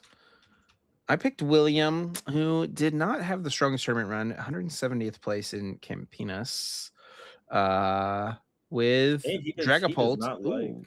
Sparkling Crystal build. Oh, he's switching it up. What the heck is this? I guess combat the hammers. This is like literally the meme. I literally made this meme last episode. It's like, well, then the Dragapult players are going to add new upper energy to combat the Crushing Hammers, and then the Crushing Hammer actually going to play Enhanced Hammer, and then we're going to play Sparkling Crystal, and then they're going to play Tool Scrapper. William just skipped a couple steps here and just went straight into the Crystal. Yeah, preemptively playing around the Enhanced Hammers. Yeah, it feels so bad. See, the thing is, like the Sparkling Crystal. No rare candies as well. The Sparkling Crystal isn't terrible in any matchup specifically. But I feel like the Unfair Stamp is such a big deal for every matchup. Well, see, the thing is, though, we haven't really like centralized around the Crushing Hammer. I thought we'd centralize a little bit more around Crushing Hammer, but maybe the time frame wasn't fast enough. Yeah, I think maybe at Indy we'll see weekend, the takeover. Yeah, it was a little bit too fast. It was a little bit too quick. Like, I shouldn't have that expectation. Like, people are still going to be playing the builds that they're building up. Some people will switch, right? There's more Crushing Hammer after LA at every tournament moving forward than there would have been. But I feel like the Crystal is like better in Mirror, maybe, but it's weaker against everything else. The Unfair Stamp turns feel so impactful against every other deck in the format. That's like not Dragapult Mirror. It feels like it's so hard to not play the Unfair Stamp. Although I did like the Neo Upper Inclusion from the Pult Norse we saw at LA. But besides that, Preston, I thought that was like cool. But, I mean, this one had the Prime Catcher. Yeah, Prime Catcher is also interesting. I almost like that a little bit more because it lets you be aggressive, right? Especially with the Moltres. It allows you to be aggressive with your Moltres. Yeah, definitely interesting. I did see William tweet as well. I think he said this format's terrible. Which, obviously, he is not the only one who shares. It's a sentiment I have seen. Yeah, it's a sentiment I've seen as well. And I've been seeing more top-level players like William start to have that opinion. At first, it felt like just kind of a little bit more of the casual player base had that sentiment, but I think it's starting. More people are starting to feel that for sure. Definitely not. I was gonna say not everyone's favorite format. I was gonna say definitely a format that I feel like a lot of people are not enjoying the way the game feels right now. A decent amount of people for sure. So I picked William. You picked Oyvind. I did go 2-4 drop with Zoark. Same build as Hermione, though. Yeah, same build as Hermione. Well, it's not a good start without Charizard here for Oyvind, but I have faith in the future for sure. Definitely have faith in the future. right, so we got plenty of new car. Holy cow, we've already been going for an hour and 20 minutes. Okay, we've got quite a few new cards to look at as the rest of. I keep wanting to say Pitch Black, but Abyss Eye was revealed over the weekend, and there's actually kind of a decent amount of pretty interesting cards here. So we're just gonna kind of rattle through this. And there are a couple new ones that we're not going to really read. Like Lorantis CX is new, but it's a pretty uninteresting card and doesn't seem very competitive. And there maybe is going to be something in here that we missed, but I think we should hit most of them. And one we'll start with is Wailord EX. This one also kind of uninteresting, but it does have 380 HP as a stage 1. That's a lot of HP. That's beefy. Pushing the HP barrier forward as Wailord always does. Not a mega, right? Like for everyone who's not a mega. 270. Yeah. Mega Venusaur has 380 as well, I believe, right? So that's like the only other Pokemon with 380, I want to say. Or no, Embor has 380 also, right? Yes. And But those it are hits both itself for 60, so those are both stage 2s, and they're also both megas. Yeah. I mean, so there might be something to be said about this. Just big numbers. So we said this in the past, right? Big numbers are good. Like at some point, the numbers are big enough where it doesn't really matter if there's not like some broken attack like Phantom Dive on the card. If it hits hard enough and has enough HP, it's going to KO more stuff and withstand more hits.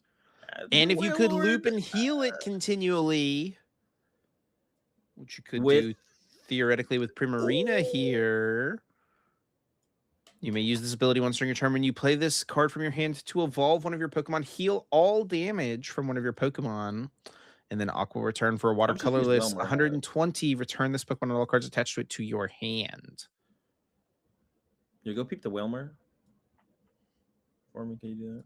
130. That's a lot of HP for an evolving guy.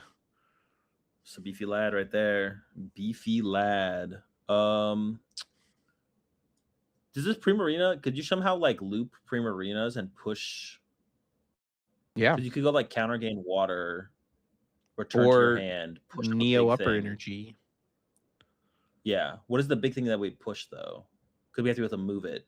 The Wailord has like what, 4 retreat cost? Yeah, we got Surfing Beach. He's not moving. Oh, whoa! Hold on. Chip, did you cook? No. What do you mean? That works. That literally works. How does why doesn't that work? Yeah, and then they go boss KO Poplio. Okay. How many bosses do they play? 4? Yeah.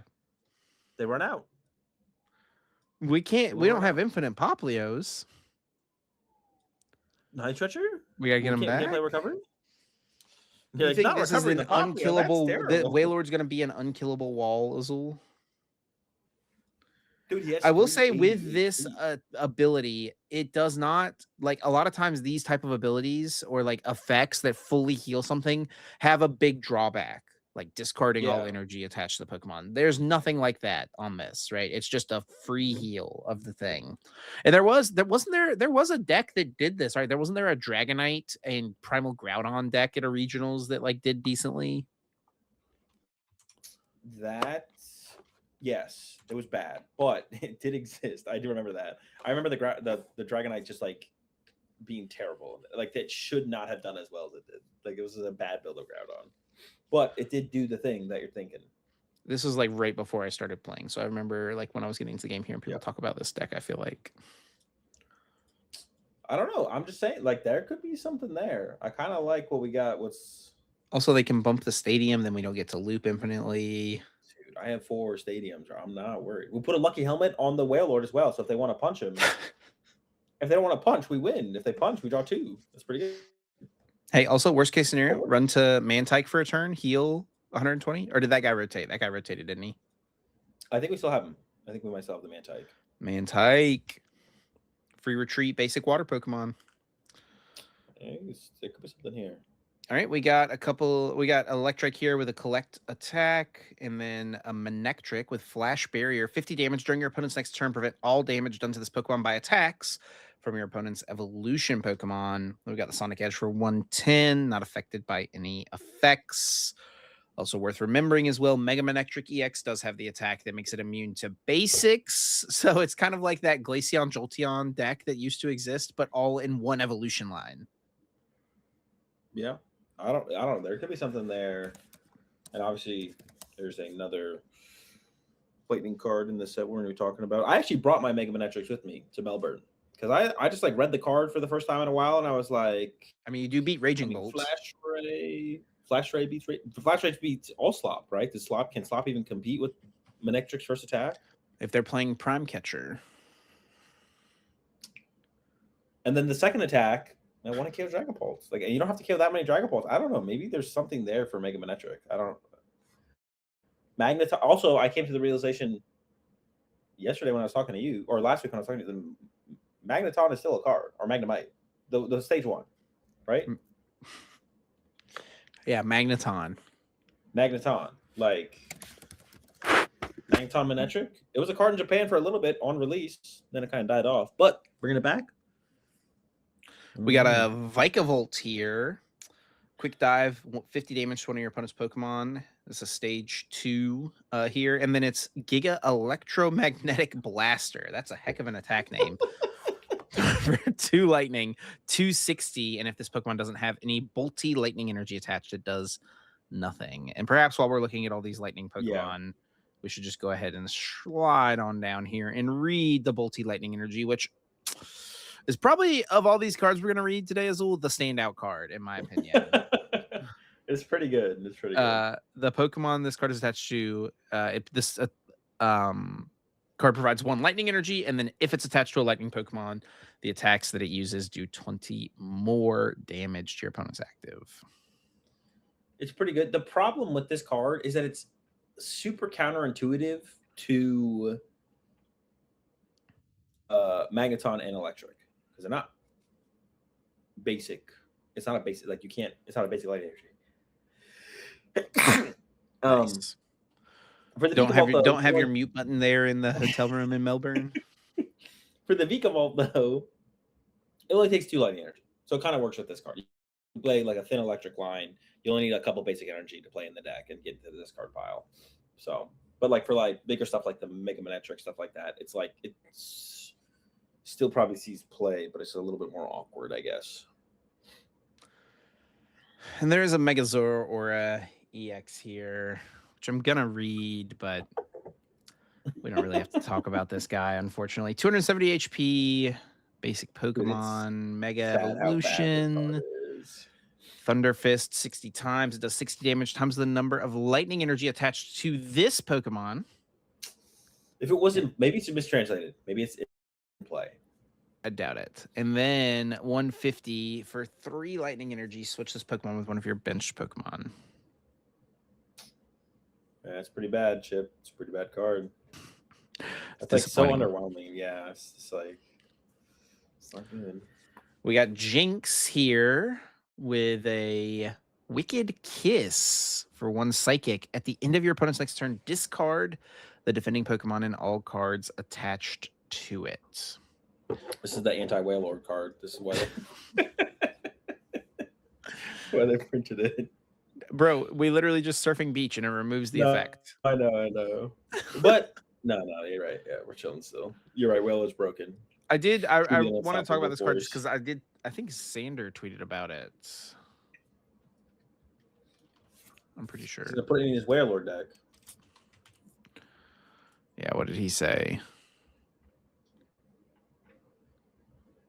Nope. He tweeted about not this card. Who did I see? I saw someone tweet about this, I feel like, talking about control, but it was not Sander. So that makes me care a lot less about it. All right.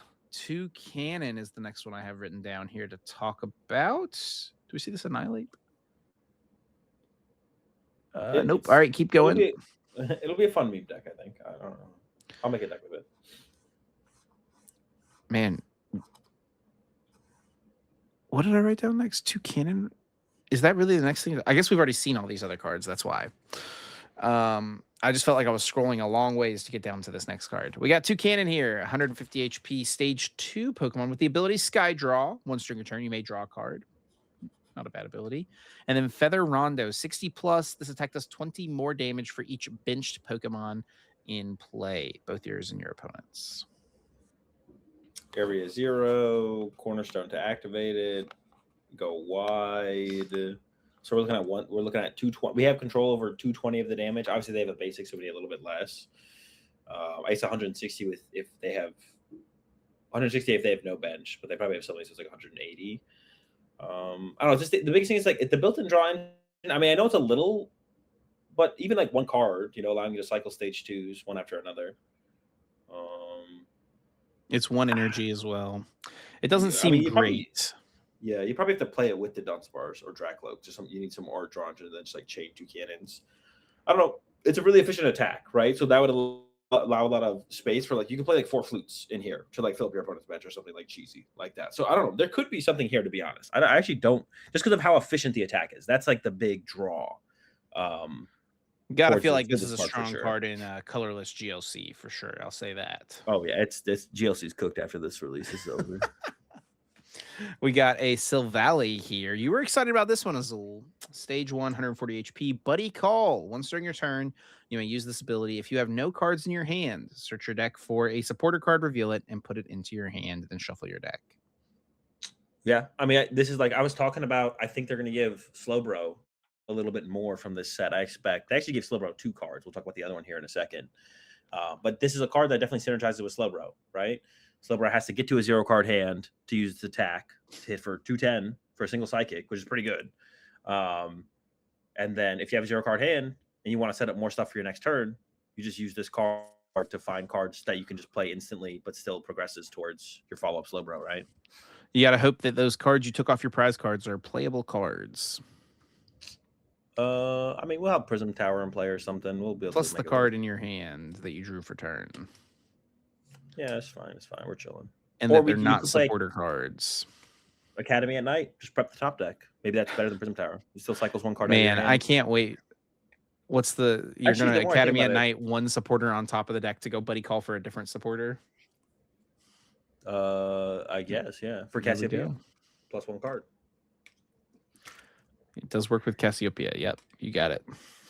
Yeah, I mean, I think with Academy at Night plus Ultra Balls, you should be. I think this deck will work. I think it'll work. Oh, look at this card. Delivery challenge. Flip 2 coins. If both of them are heads, search your deck for 1 Pokemon and put it onto your bench. Then shuffle your deck. Yes, 1 Pokemon. Dude, where's double turbo or something with these like attacks? Like how are we supposed to make this function with the current amount of energy? I'm going to Crispin turn 1. Like, what are we doing here, man? Go first, turn 2, and then dude, give me my double turbo. Give me like a highly conditioned double turbo so I can use my delivery challenge turn 1. I'm trying to crisp into this thing. We got a couple of trainer cards to look at. Heroic. Oh, that's why they printed this card. What? Oh, the retry badge? Yeah. Yeah. Yeah, everyone was like, oh, Larry's the Dunsparce EX. Nope. Bombardier. All right, first we got the Heroic Bomb. If the Pokemon this card is attached to is not a Mega Pokemon EX and takes 240 or more damage from your opponent's active Mega Pokemon EX, place 12 damage counters on the attacking Pokemon, then discard this card. Yeah, I feel like it doesn't line up very well right now. But in the future, who knows, right? This could be a pretty powerful card. This is literally, I mean, it's not exact. What is the A spec that we have? Giant Deluxe Bomb. Bomb, yeah. It's not as good as Deluxe Bomb, obviously, but it's not your A spec. Yeah, I feel like it just doesn't line up right now, but I could see it lining up in the future. I feel like most Megas don't do 240 or like have the ability to do less than 240. Yeah, that's what I'm saying. Like right now, it doesn't really. We need to be in like a Mega only format and then see if this thing. Mega Lopunny does 230. Yeah. Let the rotation hit. Let the next rotation hit. The Kangaskhan players just praying to flip tails, dude. Yeah. This is the anti-Kangaskhan card. You put this on your Pheasantipity. Oh, no, you put this on your Badoo at the beginning of the game. Yeah, actually. They're just like, oh yeah, gosh, they just got to flip 1 heads. We'll see. If once we're in a Mega only format, I could see this making its way into a deck or 2. And certain metagames. Very much a niche card, though. We've got Retry Badge. Once during your turn, after you flip any coins for the attack of the colorless Pokemon this card is attached to, you may ignore the results of those coin flips and begin flipping those coins again. So this is how the Kangaskhan players play around the Heroic Bomb. So they gave us tools for both players. Very nice. Balanced. As all things should be. But yeah, so obviously Kangaskhan seems good with this. Larry's the Dunsparce, like I mentioned earlier as well. Yo, there's the Dunsparce actually a real deck. Look out. It's got one of the best Energy Excel options in the format in Kamala. It does. We still have Lavencia, which is like well, that's what I played in the last build that I played. Although some people played it with Meganium. I never tried out the Meganium build. But maybe Meganium is the way. But yeah, there's Kamala. That lethargic charge, making it happen. Also, another card you could play with your Larry's the Dunsparce EX. Misty's Energy. Search your deck for up to 4 basic water energy and attach them to one of your Pokemon. Then shuffle your deck. Your turn ends. Nope. But it is a good card. Like we've seen, this is basically, for those who are unfamiliar, Kiawe. This is basically Kiawe was for fire energy, which is what this is for water energy. Turn ends, you get 4 energy. Obviously, there's some synergy with the Whale Lord that they're putting from the set, but I don't think that's going to be. Although maybe it is. If the Whale Lord's numbers are high enough, I just don't think they are. They almost lined it up perfectly. Where at Worlds 2017, the world was shocked by the Kiawe Tapu Lele Ho-Oh deck, and 1 year removed, Worlds 2026, perhaps the world will be shocked by some Meowth for Misty's Energy to load up Wailord. It would have to be Wailord, right? Because that's the only thing. It'd have to be something from this set. What? Yeah. Probably Wailord. I can't think of anything else that it would actually work with. What other mega water Pokemon are there? Like, I mean, there's the Starmie and Frostlass. This obviously doesn't do anything for those. There's the Groudon one, whatever that thing's called. Oh, the Crabapple.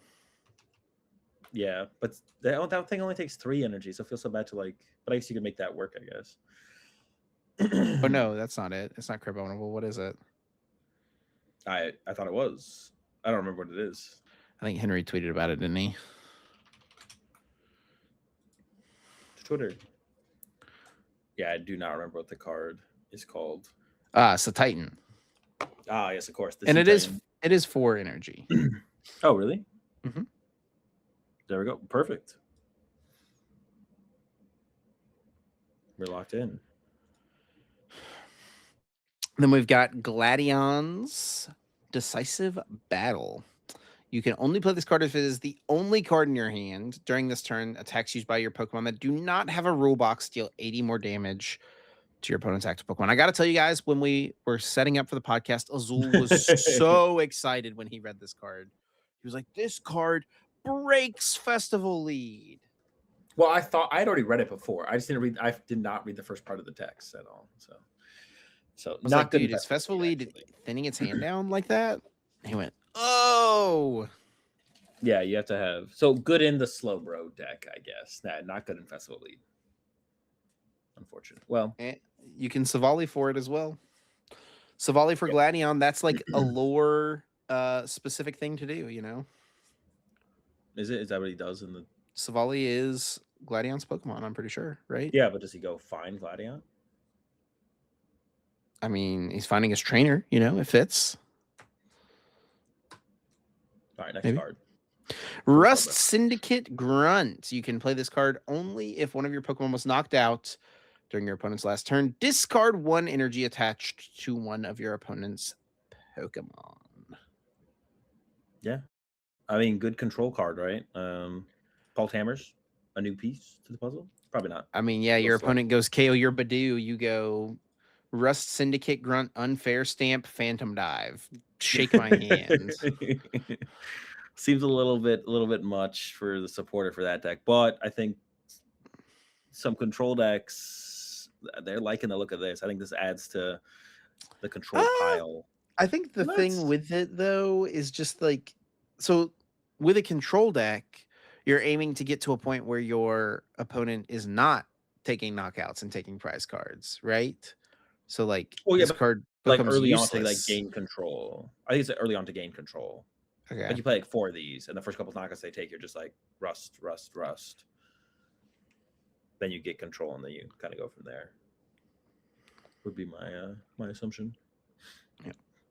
And then we did already read the Bolty Lightning Energy, which is my current front runner for best card in the set. I mean, yeah, it's a pretty good card for sure. Definitely good chip. I think we're gonna see some play from it for sure. One thing I did want to mention is I don't know if there's the little graph up there on the Pokebeach thing, but it is going to be a small.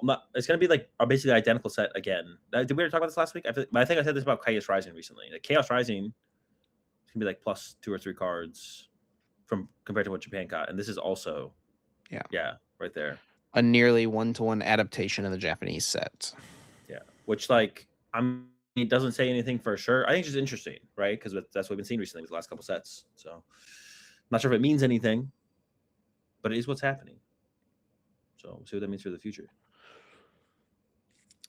Synced up global releases, we can only hope. I mean, it would feel like that would be part of. I mean, that's part of it, right? It would be the sets being the same. So I don't know. Maybe that is where we're headed. That could be that. This would be an indication of that, but I don't want to like read too hard into it. I just thought it was like an interesting thing that we are continuing to see, because that's a question I had when like 3 sets ago. There's like this is going to be the smallest set of all like since 2014 or something. I was like, oh shoot. Yeah, so we'll see. 81 main set cards. It's pretty small. Pretty small. All right, Azul. Well, before we talk about Melbourne and Lima this weekend, we do, of course, have Guess That Flavor Text, everyone's favorite segment of the podcast, where each week Azul or I picks a card, reads the flavor text from it, and has the opposing host try to guess which Pokemon is featured on that card. We do keep score, of course, and Azul is sadly in the lead. I did miss out. I feel like I maybe should have gotten to the correct answer last week. Didn't quite get there, though. 45-40 currently. So I'm hoping Azul does not get any points this week. I've got a card picked out for him. He's got 3 potential lifelines he could use for getting it correctly. Without any lifelines, he would get 4 points. And then for each lifeline he uses, he does lose one of those points. I've got a card, Azul. Are you ready? I'm ready, Chip. All right, here we go. The base of volcanoes is where they make their homes. They shoot fire from their 5 horns to repel attacking enemies.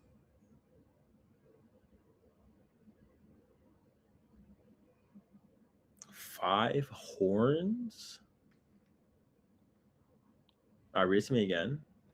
The base of volcanoes is where they make their homes. They shoot fire from their 5 horns to repel attacking enemies. One more time. The base of volcanoes is where they make their homes. They shoot fire from their 5 horns to repel attacking enemies. What Pokemon has? I think it was like Paldean Tauros. That's the only thing that has horns, but it doesn't have 5 horns, does it? Can't fully picture it. When I picture it, I only see 2 horns. All right, I got to use some lifelines here for sure. It could be a basic. It could be a stage 1. How many horns? Wait, what is it? They shoot fire from their horns? They shoot fire from their 5 horns to repel attacking enemies. Charizard has like some kind of horn type thing. Not really, but it wouldn't be Charizard. All right, let's just use some lifelines here. Let's go with what set is the card from? This card is from Ancient Origins.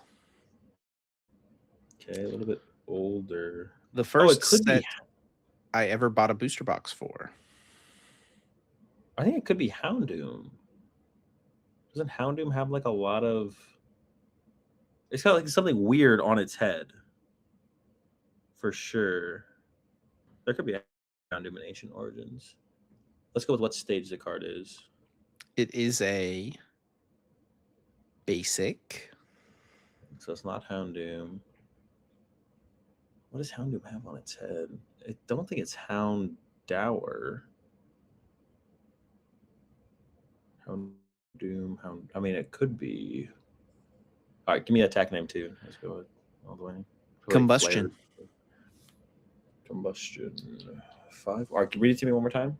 The base of volcanoes is where they make their homes. They shoot fire from their 5 horns to repel attacking enemies. Don't think it could be Magmar. Magmar has like some weird stuff on its head. Obviously the volcano theme 6. It's not Slugma. Like Slugma was like an obvious first thought, but that doesn't have any horns. I think it's maybe just Macargo. Or not Macargo, Magmar. Yeah, let's just go with Magmar. Lock in Magmar. Lock it in. Yeah. Azul.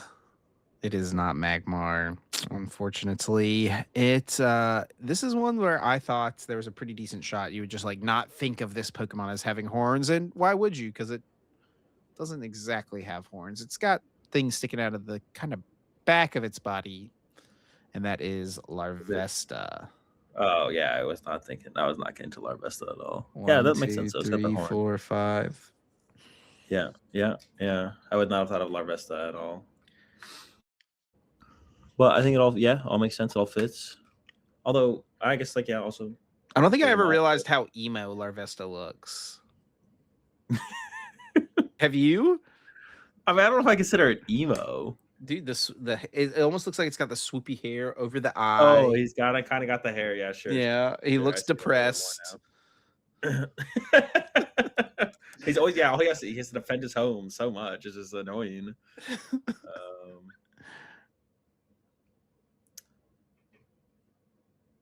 I could see it.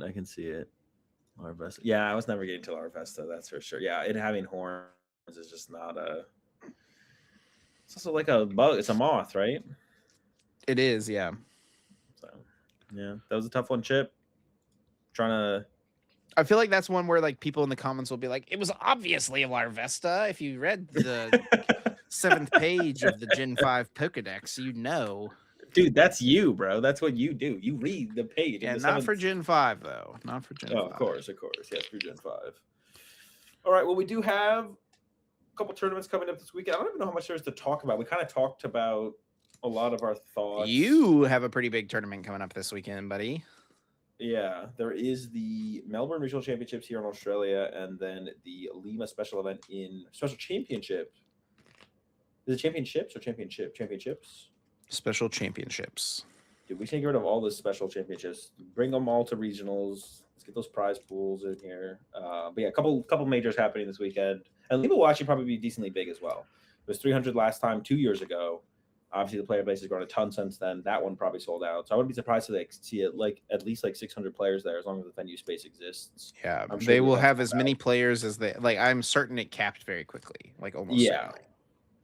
If someone actually is aware, let us know in the comment section what the numbers are looking like. Although it wasn't on Arcane, I don't think so. It might be hard to get the numbers.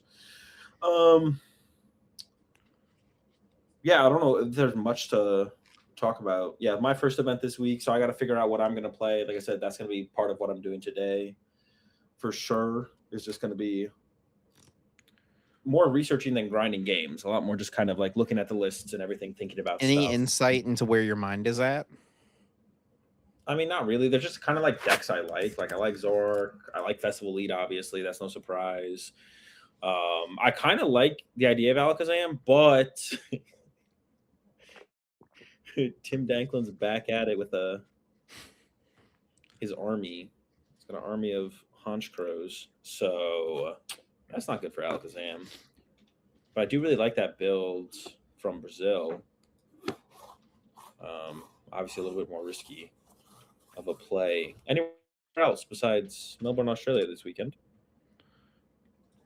So yeah, I mean, there's like decks I like, but I haven't thought that hard about like what I want to play. I think Team Rocket's Mewtwo was also a deck I was considering. I think that deck's just kind of off the menu for me. I don't want to go through the. It's not even so much like you know how people like bring up matchup roulette. It's just kind of like a brick roulette with Team Rocket's Mewtwo. Do you just brick? Hmm. Do you play the game? It feels Yeah. like. So yeah, I'm kind of not anywhere. I'm just gonna look at a bunch of lists today, trying to piece some things together. Probably try and narrow it down. The goal by the end of tonight would be to narrow it down to 2 decks, ideally just one, and then go from there. That's what we're thinking. Although my faith has been like I've got newfound faith in a couple decks, like the slow, like after seeing the Slow King placement and stuff like that, I have a little bit more newfound faith in some of the decks that I previously lost faith in.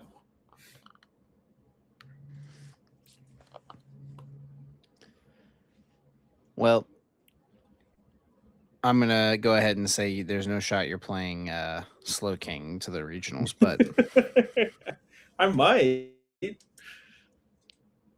The deck's pretty sick. I think you're more likely to piece together some Manectric deck than play the Slow King deck. That'd be a lot of work to figure out a Manectric deck. There's probably just some flaws that exist within it that I'm not currently aware of, and then I'll like figure them out and then be like, oh yeah, it just doesn't work as well as I want it to. But yeah, I don't think there's too much to talk about in terms of the metagame, right? We expect Dragon Ball's gonna be #1. And it'll probably be super popular. This is the first tournament in the region, so I think it'll be more popular. It'll be interesting, definitely, to see next weekend where Indy falls after like the 2 European majors and kind of talking about that. But for this one, I expect Dragon Ball is going to be 30+%. I feel like day one, for sure. And then the question from there just becomes, and one of our predictions, right, is what do we think follows that up? 2, 3, 4, at the very least. I think we both are going to agree on what we think deck number 2 is going to be, though. Yeah, it definitely seems like Raging Bolt is like gaining popularity, probably going to arrive at like the 10% meta share eventually. I looked at I saw Ian Robb tweeted something about it. I clicked on his Metafy guide and it said like, yeah, great reviews and over 600 purchases. I was like, oh my gosh. 600 purchases, dude. How much is he charging for that? $25, I think. Not bad. That's pretty good, bro. I mean, it's worth it. We've already been seeing results. People have been giving props for top finishes and stuff. Like, ooh, Azul. Got to show. Now, you're not one to really care about like you get a rap for not caring so much about like the special artworks and stuff. Oh, sure. But live as we're recording, I did just open up Twitter to go find Ian's thing. And the first thing I did see was this card right here. No, that is pretty cool. That's a pretty cool one. I was already saying I kind of liked Mega Darkrai, the way Mega Darkrai looks. This is a sick card. I think this is the same artist that did that Lost Zone Giratina. Too bad it's gonna suck. Yeah. Maybe there'll be something there. Like I said, whenever we reviewed the card initially, I think it's like a one of in a dark deck that needs to like have the ability to one shot something. Maybe they just like, because Darkrai EX with the Night Spirit Darkrai was so powerful, they have like maybe they have a system, and now like all Darkrai cards are nerfed. Like obviously they like Guardy cards and stuff like that. Maybe they just give more leeway to Guardy then, though. I guess they messed up and they didn't realize it. But yeah, they keep printing like for Darkrai, it feels like aggressively mediocre Darkrai's. But we haven't had that many good Darkrai's, I guess, in Darkrai's history. It was just Night Spear was really, really good. Okay, so this artist did not do the Giratina from Lost Origins, but they did do the gold Palkia, Dialga, Giratina, Arceus from Crown Zenith, which are also sick cards.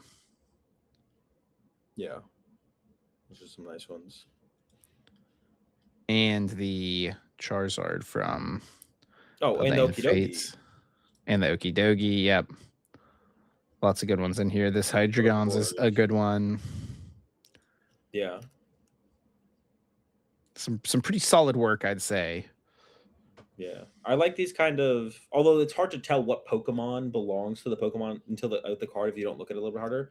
But it's like kind of like one tone, not exactly one tone, obviously, but like Oh the yeah, stuff yeah, on the card blends together. Like you have to like actually look at the card to see what yeah. Pokemon it belongs to. You couldn't notice it from far away Also, unless you already knew. you know what this Slowbro dude. You know what I think? You know this Slowbro man? He kind of looks like someone I know. Kind of reminds me of you, to be honest. This is another one of the dude. They just love making cards that look like Azul. It's actually crazy. That is so stupid. Have you All right, we signed both. many of those? I feel like Oh, I go ask ahead. you this every time. Have you signed many of those Simisear V A stars? couple, yeah. A couple Simisears, yeah. I have signed a couple.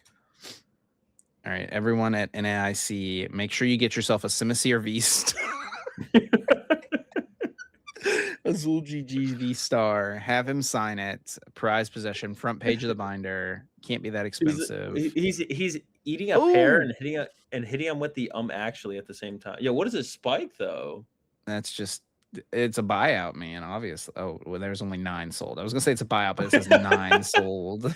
Well, there's not that many in circulation, probably. Well, I guess they are. Well, It's not a high turnover card. yeah.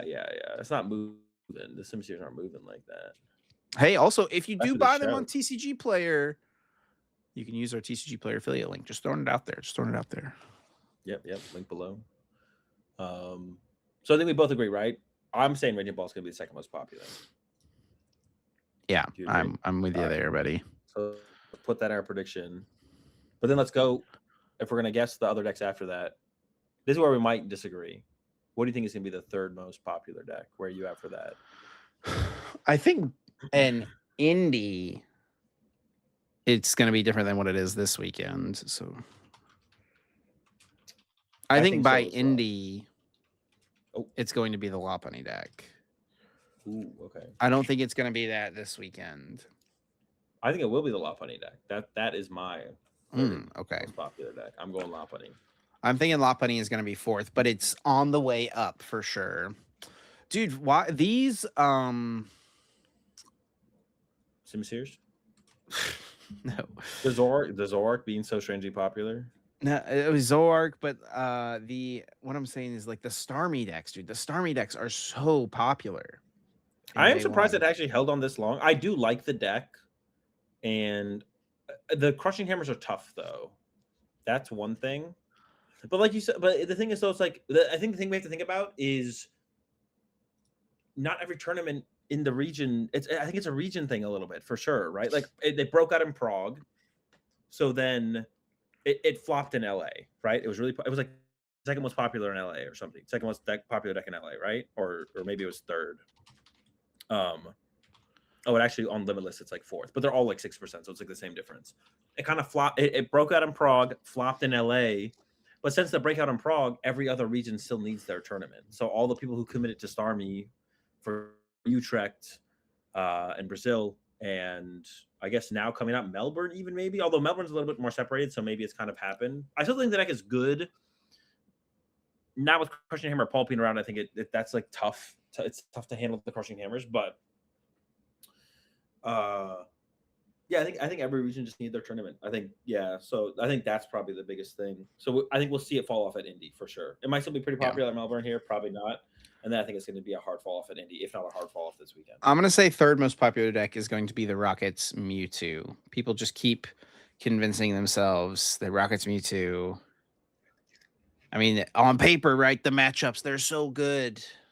But, man, just falls up short. And just so everyone knows, this is just for Melbourne because we probably won't have the data for Lima, or who knows when we will if we do get it eventually. Yeah. Though I will say one other consideration is how many people has Tim recruited to his Honchkrow army? Yeah. Is it enough to break this far up? Probably not, but it is going to have an impact on the metagame. I don't think it would be quite enough. And honestly, this is where I'm not sure where to go from here. So what Yeah, did I say? I said so Raging just for Bolt, clarification, I'm Mega going Raging Lopunny. Bolt. I'm going Raging Bolt, Mewtwo, Lopunny. Azul's going Raging Bolt, Lopunny.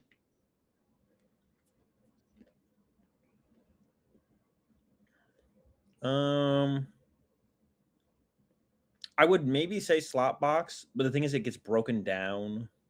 But Raging Bolt's kind of the slop part of the slop anyway, so that kind of already covers too much of a percentage. Man, it's tough to. I don't believe in the Mewtwo deck like that. It doesn't But what matter else what would you you? believe in. What It's else you what you pick? What else you believe pick? people will play. What I believe people believe in. Yes. Try to think about like the results from the thing is at the Troll Oss tournament, it was just a lot of Dragapult and a lot of slop.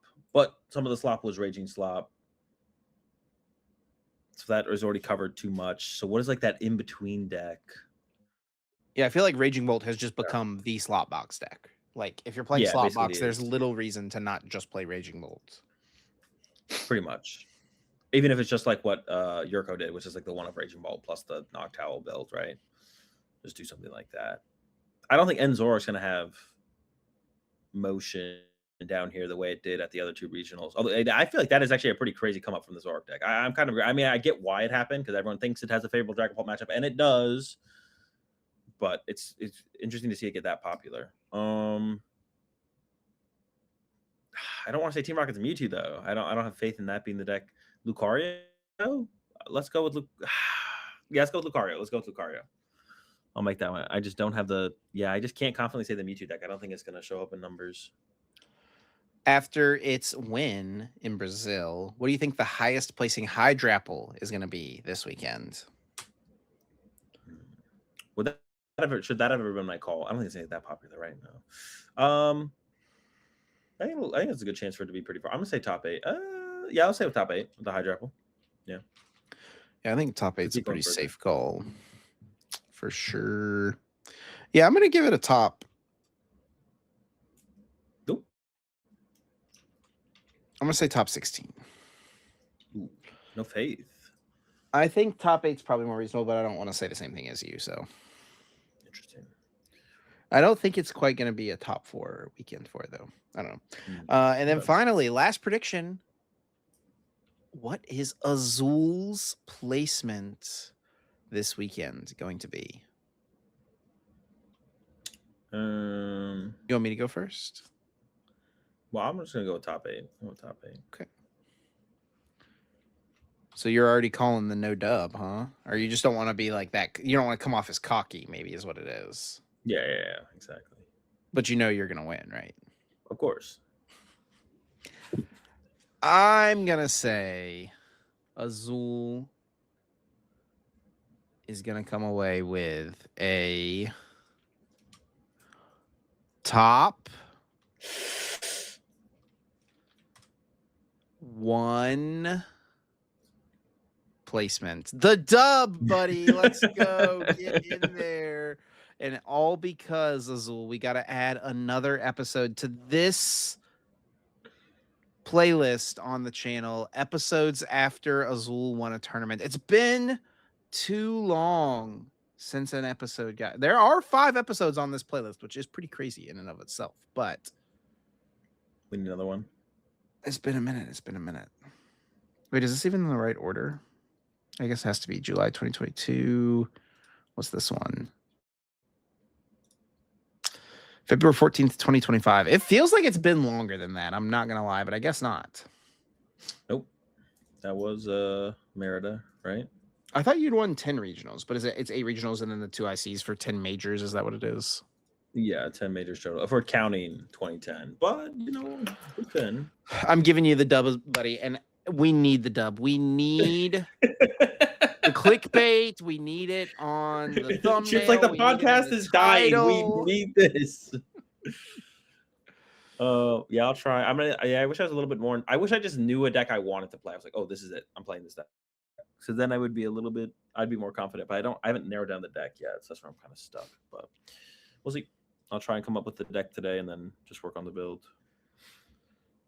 That'll be the plan. That's it for our episode here. You got anything else you want to say to the people before we go into our bonus episode. We actually got some pretty interesting questions on the bonus episode this week. Nope. Send us out. Well, thanks a bunch to everyone for listening. As always, if you did enjoy, be sure to leave us a like, a review, rating, comment, subscribe, all those things. Help us out a bunch. Let us know you're enjoying the content. You want to see more. And helps more people to discover the podcast as well. Be sure to check out the second channel as well. We got that new video up over there. Go watch it. And if you want to keep up to date with myself and Azul, the best place to do it's over on X. You can follow myself at Chip Ritchie. Azul is at AzulGG. And you can also follow the podcast at uncommon_energy. Yeah. Catch y'all, or appreciate the support as always. We'll catch y'all next Wednesday, 7 a.m. Eastern. And if you see me in Melbourne and you want to come up, say what's up, feel free to whenever you see me free. And talk to you next week.